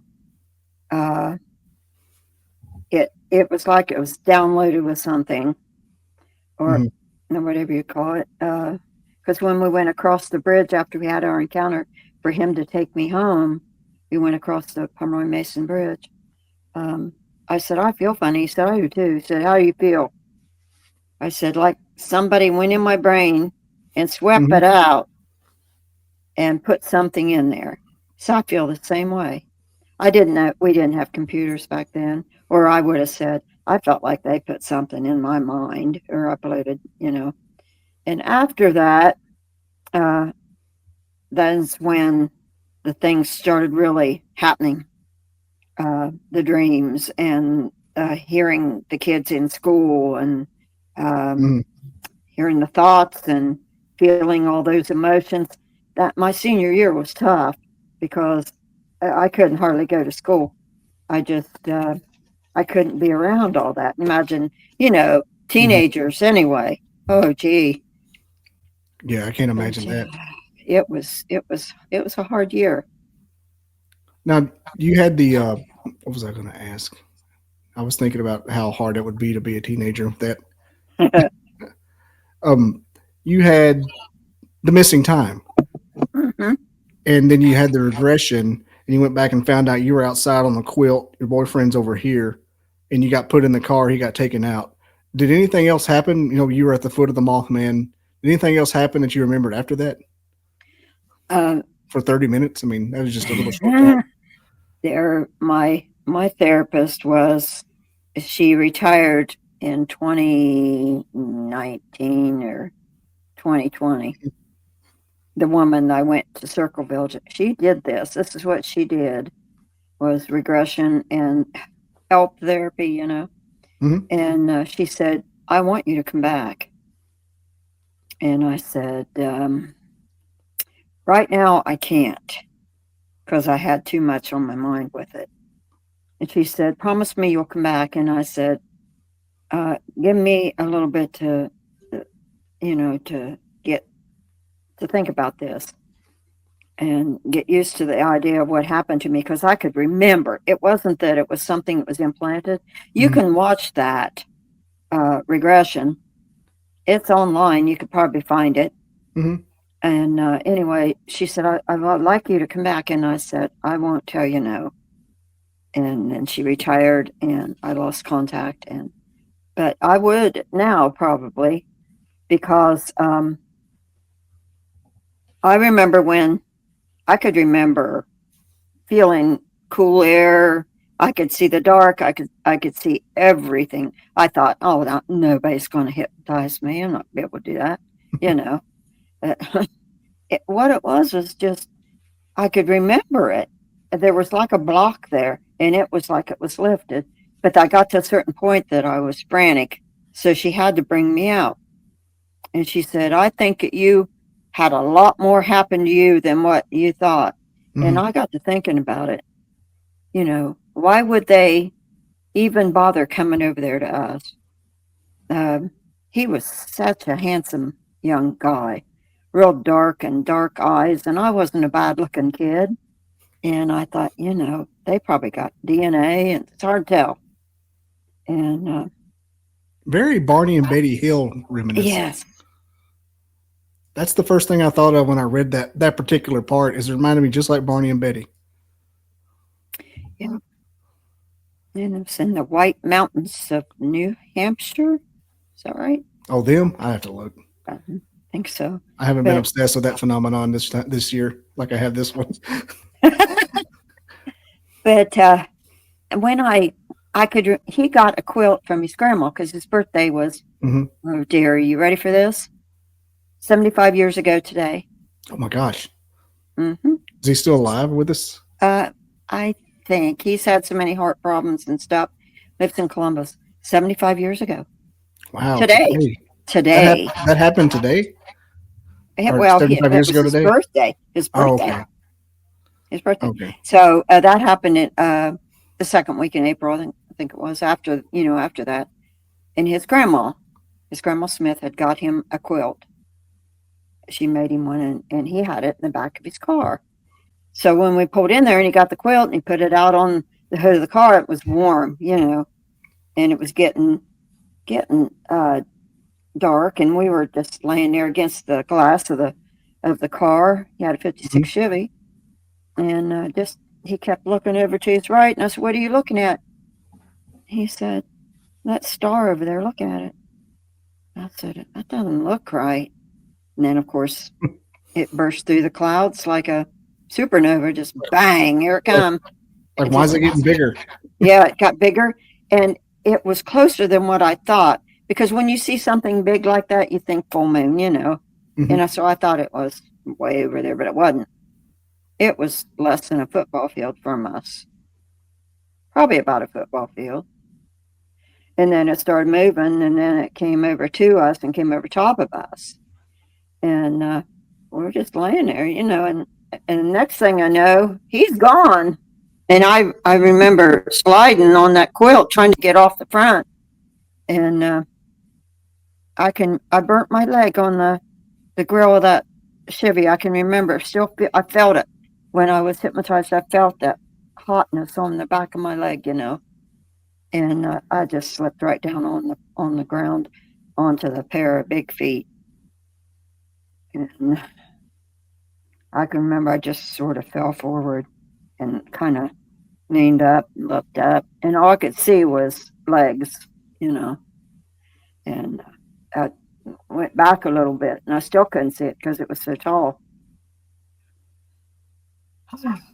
And next thing I remember, it picking me up, but it was very gentle.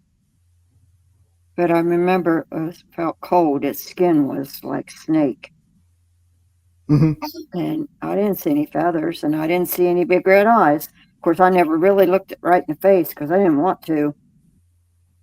So I didn't know what the heck had hold of me. But it did have wings, didn't it? Yes, it had wings, When you were on the but they were ground. down. Yeah. But its arms were attached to the wings like a bat. Its arms were loose. Had like regular arms. Yeah, arms and fingers. It had fingers like we do, long fingers. I know it had me like by one.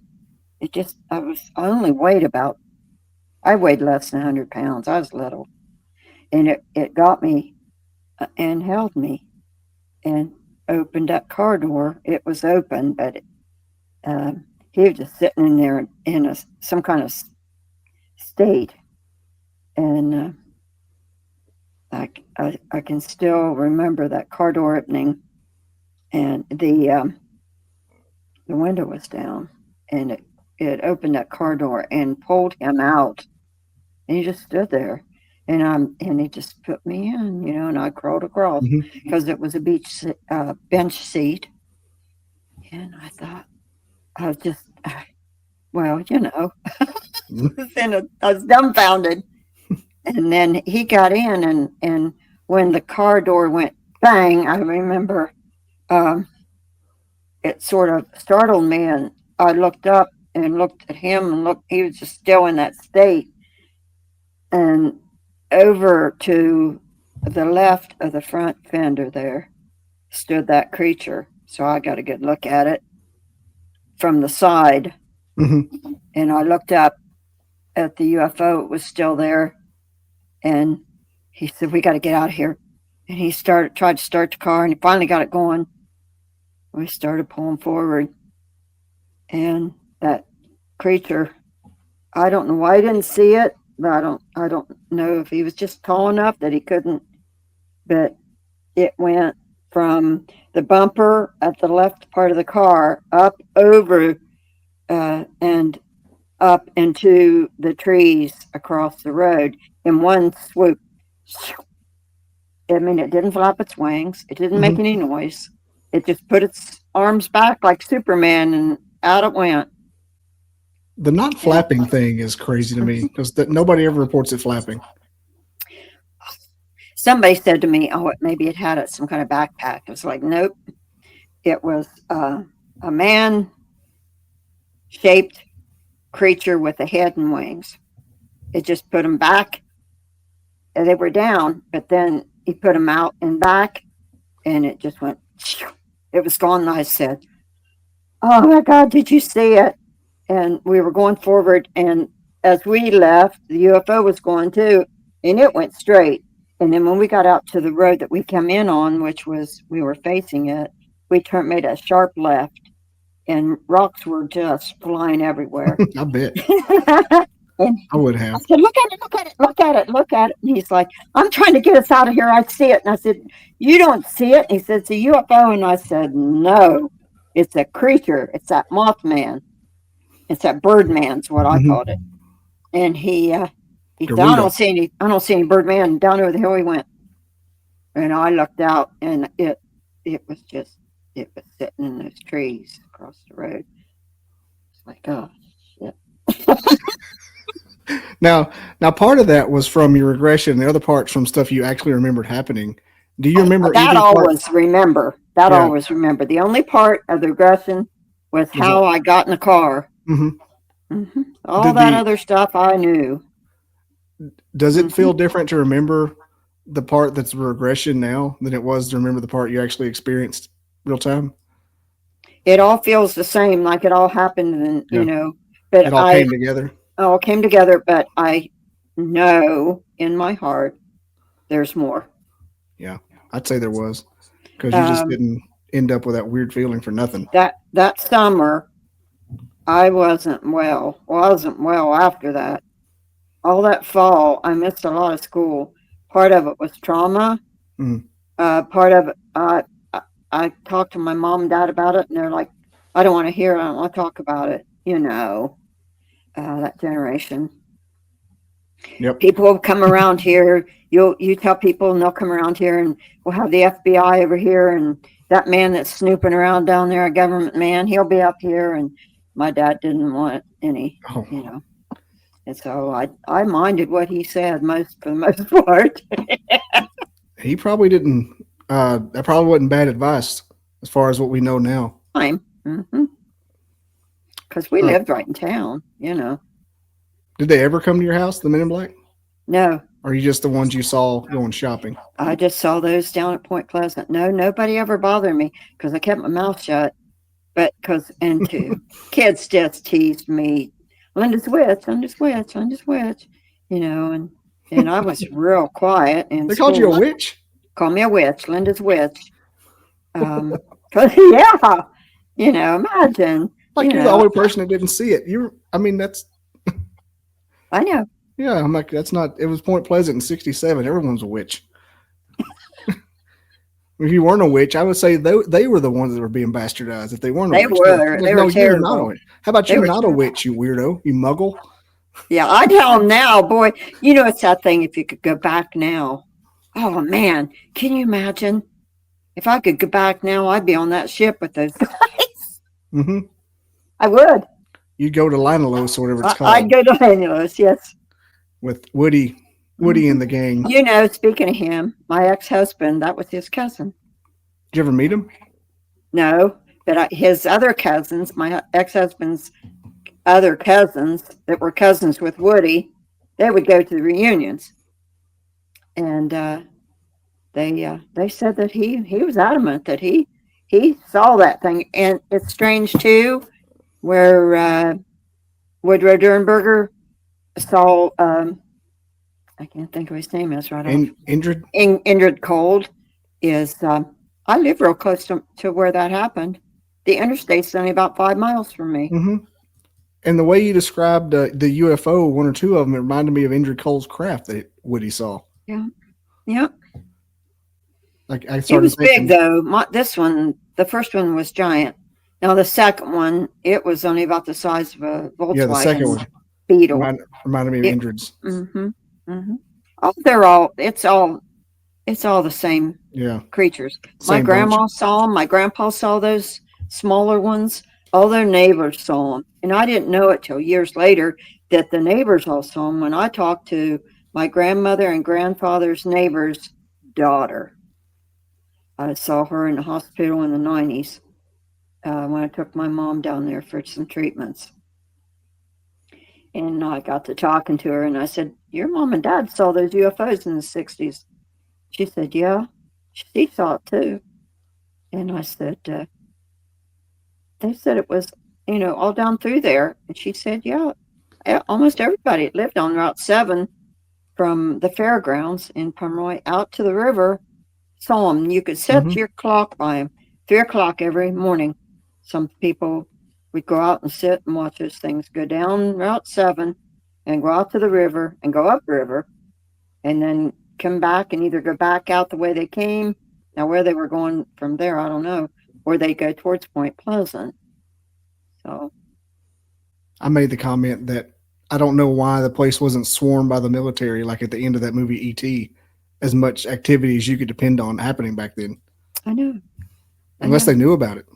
They knew about it, I think, and they wanted to keep it quiet. I think that there were, I know this is hearsay, but I know from some reputable sources that there are tunnels from the TNT area to where the bridge was, where they used to move the TNT and the bomb stuff that they made to put in bombs through those tunnels to the bridge, to the boats, and then they'd move them up or down river to wherever they were supposed to be. And I don't think that because of the Cold War, I don't think that our government wanted anybody messing around enough to wonder why they were down there, because they would find out that I think that stuff, was still stored down under there. I've heard of people being in those tunnels within the past maybe, I don't know, 25 years maybe, and saying that there's still creatures and different weird things going on in those tunnels. Now, I've been in the igloos, but these were tunnels that went from the old TNT plant to underground to the river, which wasn't that far away. 2 miles, maybe. It's not beyond the government to do something like that. I mean, if you look at Montauk, it's the same sort of scenario.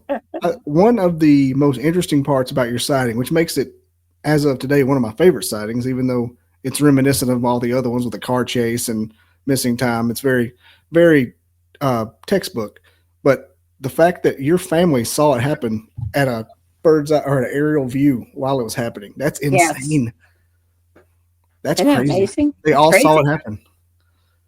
That white one, the small one that went up over top of us, it just kept going over top of I call it a mountain. Yeah. And then it rose up over top of that mountain, which was across the river from where my mom and dad were sitting on the front porch. And they saw it, the very one that we saw, come up over the mountain and turn to their left and go, just barely made it over the bridge. My dad said that. Yeah. I love these maps. That's all from my head. So no, this is my favorite part of the book. Oh, it shows like what exactly happened. Like, look at Grandma's house up there at the top, and your house is down here by my hand. But imagine, like, I know how it looks to look out because it's kind of similar terrain around here with the smaller mountains. Yeah, I can imagine what it would look like to see, like, well, what the hell is that? That's just exactly what he said. And because my grandma lived 3 miles from us too. Yeah. And so it's like they see it here. Yeah. You get home, you think you're in trouble, and all of a sudden, y'all see them UFOs? Yeah. Yeah. I was like, oh, what I do now? He knew. He knew we were out there sitting in the dark. Yeah, I didn't know where the book was going when you said the guy he got the quilt out. I'm like, oh, what kind of book is this? What's about to happen? It's some kind of Danielle Steele novel I'm about to read. Oh, yeah. Lady Chatterley's lover. Yeah. Like, what was the pale moonlight? No. What did they say about the missing time? Like, did you compare notes? Me and him, you mean? I couldn't get him to talk about it. No, I mean, like when you got home, what did they say I couldn't get them to talk to me much about it either. I can just remember that I left at 7:15 and it was almost 9 when I got back. And, it wasn't long that we were out there at that place before it started getting dark, and we saw it, come the big one. And then we went down over the hill and sat down there for, just less than 10 minutes. And here came the small one. And then it went up over us.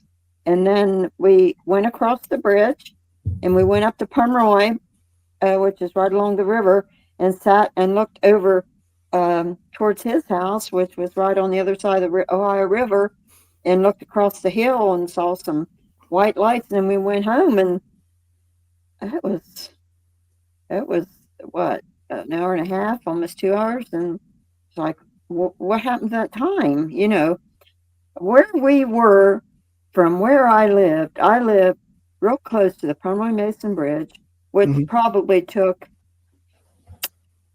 6 or 7 minutes to get to where we were parked on that hill across the river. And if we were over there, say 15 minutes, that's just a little over 20 minutes. And then what happened all that time after that thing was on top of us? Yeah. Because it came almost immediately. And we went right down over the hill, which was a quarter of a mile. Everything seems so 5 minutes away, and you lost Yeah. it, and you took 2 hours. Like it's That's got to be noticeable. There was at least a half an hour. I would say half an hour, 45 minutes. I mean, it had to have been, because we didn't waste any time going home, really, after, went across the bridge and just drove up to Pomeroy and then back down and to my house, which was 2 miles, because I used to walk that sometimes from school, because I wanted to, I wanted just to get out of that place. So, but I walked home a lot. Now, you only saw the quote unquote Mothman with the first craft. Nothing with the second. Nothing with the smaller one. No, but I felt like that thing was alive. We talked about that. My boyfriend and I talked about that. It seemed like I didn't know the word entity. I'm sure I'd heard it, but I didn't know how to put that into context. It felt like if it could have, it would have spoke to us. And because the thing that I gathered from all this is the lack of fear. I wasn't really afraid, even when that thing was right over top of us, and when I fell on that thing's feet, and when it picked me up and put me in the car, I still was hanging out of the car window trying to see what I could see, and wanting to go back up over the hill and find it again. I wasn't afraid, and I was more like euphoric. It was like when a couple summers ago I went to see the Grand Canyon, and I was amazed. I mean, I'd always seen it on TV and things, but to see that thing in person, you're in awe. You're spellbound. And I think that is how I felt when I saw that creature. You don't have ADHD, do you? I'm sorry? Do you have ADHD? Oh, I probably do. I was thinking because the few times I had a real paranormal experience, I wasn't scared at all either. Like I was in like I was solving a puzzle almost, and I always thought I'd be freaking out. But Yeah, well, I'm not afraid of anything. They say the ADHD people think slower in situations like that, so maybe your fear wasn't there. Oh, I'm sure I do. I think I'm above average intelligence. I've always scored well on tests and things, and things were easy for me. But I'm one of those type of people that I didn't really apply myself as much as I could have. Same. You know what I mean? I'm regretting that in my 40s. But I'm an artist, and I paint. Now I paint Bigfoot and a Mothman. And oh yeah, how did the appearance of the creature, the Mothman, compare to Bigfoot? Appearance-wise, maybe smell-wise. Did you see the picture in my book? Yeah, I did. It doesn't that look like a Bigfoot? Yeah, that's one of the things. Like very similar. I drew that on the way home on a piece of paper that was in the glove compartment. I said, I have a picture in my head of what that thing looked like. And see how little I am. Yeah, the way you described it as being 10 feet tall with the giant feet and everything, I'm like, I wonder if they're not some derivative or relative or something like that. I think so. The one that I saw out here, I saw one Bigfoot. That's it. See, spirits, Mhm. all that kind of stuff, animals, uh, ghosts, Bigfoot, all kinds of creatures um, are attracted to me and me to them. But I think they're all from the same realm. Uh, that's why the Bigfoot out here, I can't say definitively that yes, it's a Bigfoot, but I know what I saw, and I know what I've collected and researched since 2017. My next book's going to be Bigfoot. Um, That'll be I've cool. been, I didn't know that Mark Randall helped you with this book. yes, That's he's the wonderful, man. Steve Ward book too. I didn't. Yeah, Mark helps a lot of people. He's quite the digital creator. Hey, the Steve Ward book is the Cliff Notes to the Point Pleasant. Yes, This is like the notes on it. yes, the big red eyes. Or it's um, what's her name? Uh, she says the big red eyes. I loved it. Faye DeWitt, Laporte. All I can remember was those big red eyes.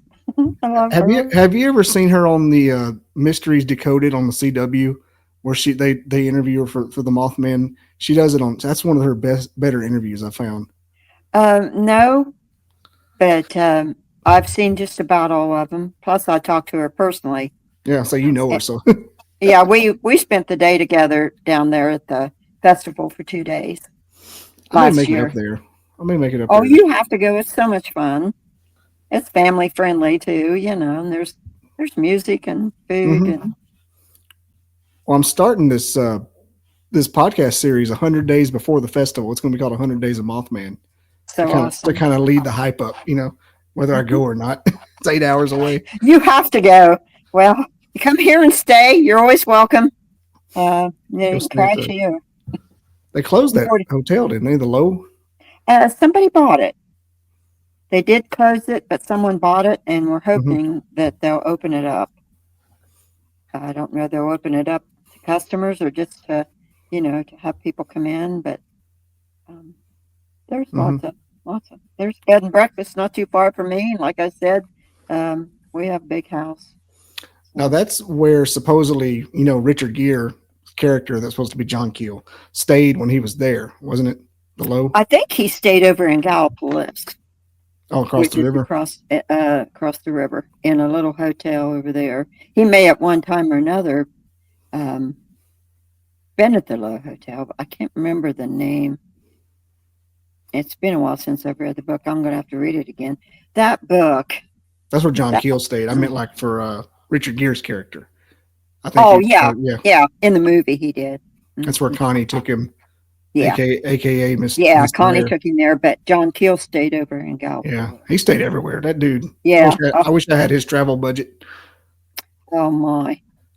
Yeah, they were in those hills not too far from where my grandma Mhm. lived when she grew up. That was one of the My dad's side. that was one of the examples. Is he would go up those hills every night and see that stuff y'all were seeing, and I was like, why is the military not swarming this coverage every night? Just because we're Hicks. Yeah. And they tells me they knew about it. They knew, of course they did. Like I said,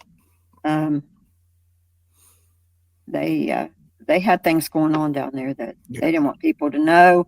They didn't want to draw any more attention to it. And I don't think the military had anything to do at all with the bridge collapsing. No, I just think it was just old. it just happened. No, I don't think Mothman did either. I don't know if the two. Oh, maybe. I think it was related, but I think that Mothman was there to keep people from being on it. Yeah, he wasn't like the cause of it. Oh, that night that I went across, it was 2 weeks before it fell. Mm-hmm. And my thoughts were, I shouldn't be on this thing. I shouldn't. And it swung just like a swing, back and forth. And I can remember looking in the river and seeing the lights. And I remember, that's the thing about my brain. I can't remember what I did yesterday, but I can remember things so vividly in my mind. Did you know that Mary Hire and everybody else was having the same dreams, or did you find that out after the fact about the presence and the tragedy? I read the book. I was shocked. Oh, the John Keel book, and you found that out? Mhm. Oh my gosh. Yeah, I was shocked. And then there was the movie, and they showed it pretty much like I saw in my dream. There were other people too that had that dream. Lots of people. Yeah, there was dozens from what I hear, from what I remember. I don't know whether Faye had it or not. I'll have to ask her. Mary Hire had it, and at least two others that John Keel knew. Oh, there was a bunch. And Sheriff Connie's character was Mary Hire. Yeah. For like, well, she was 4 or 5 put in. They did a lot of consolidation. That book was all over the place. It was sensationalized to make a movie, but that's okay too. It was an interesting movie, and there were some real parts in it. They did a good job of encapsulating the story and making it palpable for the least common public. The one thing I would change, and I even heard John Keel liked it. Steve Ward told me John Keel liked it. The movie said it did a good job. One thing I didn't like was how they took Gordon, what his name was, which was Woody. And they kind of made him seem like a crazy person because he wasn't. Woody was a blue collar guy that down to earth, and they made Gordy sound like he was insane. I think it was a shoe salesman one year. He I'd have to look at it. But he killed himself in the woods. Why did he do that? No. Gordy didn't do that, or Woody didn't do that. Woody didn't do that. He died of it. No, and his daughter just passed away here a couple years ago, and but she held on to what her dad said, that it was all true, and they had contact up until Woody died, and then afterwards, and so it'd be a hell of a something to make up, though, if he did. I mean, that's a cinematic universe. Oh, yeah. I mean, why would he? A lot of that stuff, like, what's his name? Todd Urey. He's the one that saw it above his head. Who was the one? Tad. Who was Tad that saw the thing on the road, and he came back home and there was a letter on his door saying, "We know what you saw. Quit talking about it." I can't remember. There's a Tad and a Todd, and there's a Connie, and there's like 7 Connies. Everybody's name's Connie. If Connie or Bennett, there was Scarberry and Bennett. They saw they had the TNT. Linda Scarberry, Malay. Who was the one that Mallett's the one that saw the thing in the yard holding the baby. Yes, and she dropped the baby. Yeah, yeah, that's a crazy story. But the baby's probably screaming and squirming, and I don't think it was a newborn baby, Like but it tried to get in the house. Now, I had Bigfoot out here that tried to get in my house one night, and my son was here and my granddaughter, and we both experienced a night of siege. Really? Well, it was in March 2 years ago, and they pounded on every area of this house, and these windows, it's like a tri-level, and these windows go clear to the ground, and then there's about 20 feet down below them. Something was knocking on these windows in the back of the house here, and that it would have had to have been 10, 15 feet tall, and we'd go out and look and be gone. But they would just like boom, boom, boom, till like 3 o'clock in the morning, and it finally stopped. Now, around that time, like the 66, 67 time frame, how was the Bigfoot sighting activity around Point Pleasant? I know John Keel mentioned it in passing. I was like, is it like in the outskirts? Was it like a lot and like no one just talked about it? I don't remember hearing much about it until Patty, Patty, and that was afterwards. I go back and forth on that one because it doesn't match any other stuff we're hearing now. Yeah. But it's fun. It's a fun subject to look at.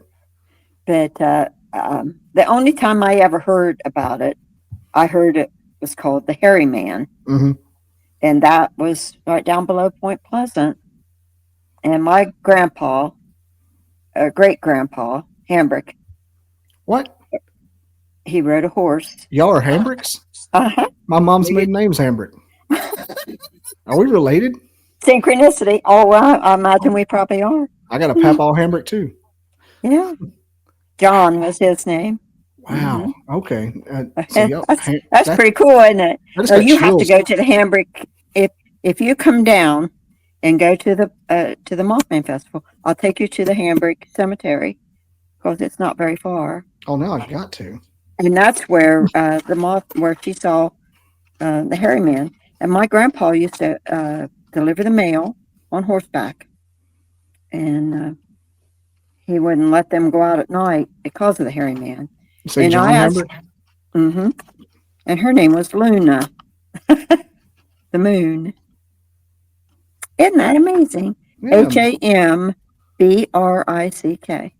Same spelling. What do you think of that? See, that's called synchronicity. I don't believe in coincidences. I think we were supposed to meet. That was your grandpa? That was my grandma. My dad's mother was a Hambrick. I know I traced them just from the free version of Ancestry.com or whatever. That I thought you'll find John. And it was like 4 or 5 generations they were in Virginia, and then they've been in Alabama and Southern Tennessee since like the 1800s. So they probably same bunch. Yeah. And what was your grandpa's first name? His first name was Elmer, but he went by Jack. Jack. I'll see if we aren't somewhere on the same tree, but I bet we are. Grady was his dad's name. Grady. Okay. It's crazy. It's Hambrick. It's like a Scottish thing, so it's like Smith. But here's a funny thing that happens around. Here's a funny thing that happens around here with Hambricks is a lot of there's a big African American clan of Hambricks, which means they took our last name. Yep. A long time ago when something happened. But it's weird because my daughter had a daycare teacher whose last name was Hambrick. I was like, oh my gosh, that's crazy. There's a lot of them. The reason I spelled it is because there's some called hammock. Yeah. Or Hamrick. Hamrick. But they are Hambrick. That's amazing. Wild. Now I got chills. Well, see, that's glory bumps. Yep. I like them. I enjoy it. I've been into angel numbers and stuff lately. Good. So it doesn't shock me. I got something big coming out and just don't know what it is. What's the number 212 have to do with anything? 212? I don't know about 212. Well, you keep watch out for that number, okay? I have a multiple of 12 something that might mean 12 that I remember, but okay. Probably 212. 212. I don't know if it's a birthday, whether it's a time but I got a 212 around you. That's another thing I read people. I'll see people out in the grocery store and my daughter will sit, look in my face, and she used to say, "Oh, please, Mom, don't embarrass me." And I'd say, "Just go look at the clothes or something." Stop reading people's auras. We went to Bimini one year, and I read a bunch of people that were down there, and I had a whole line in this. We were in this one area in the hotel, and the girls were playing pool, and I was sitting on the couch, and someone said something about me reading people. There was a line clear out the door and down the street, and there's all kinds of guys. They were crying. Man, they were crying. They were buying us drinks. It was like, okay. Was it like when Tim Allen was the Santa Claus and all those kids were in the park? It was like that. All the kids were lined up. Yep. That's cool. It's like Bad Santa. Yeah. Oh dear. If you took the main angel number I see, it's 12 divided by 2. Plus that it's. Or if you had 2 and 1 and 2, like 5, you get 5. 626 and 262 are big angel numbers for me. Okay, so 212 is not far off. Okay. All my grandparents had 62 in their phone numbers, and so does my wife. So it's kind of like I was like, oh wow, really? I didn't even notice that until years later. Numerology is amazing. Yeah. It's been a great time. I'm glad you came on here. It's been fun. This hour and a half passed quick. Oh, are you kidding? You lost time again. Yep, I did.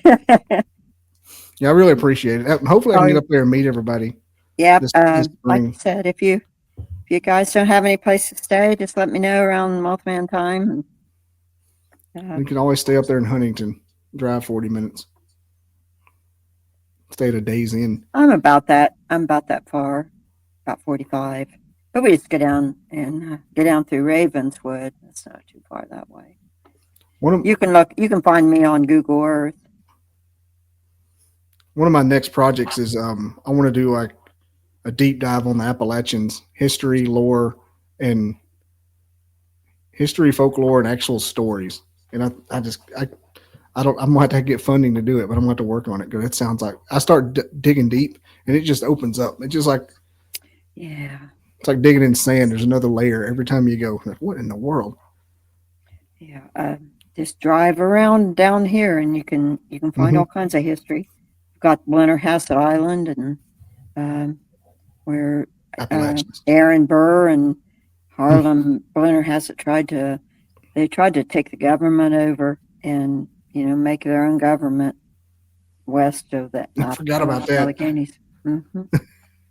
Oh gee, there's a lot of pretty places down here by the river.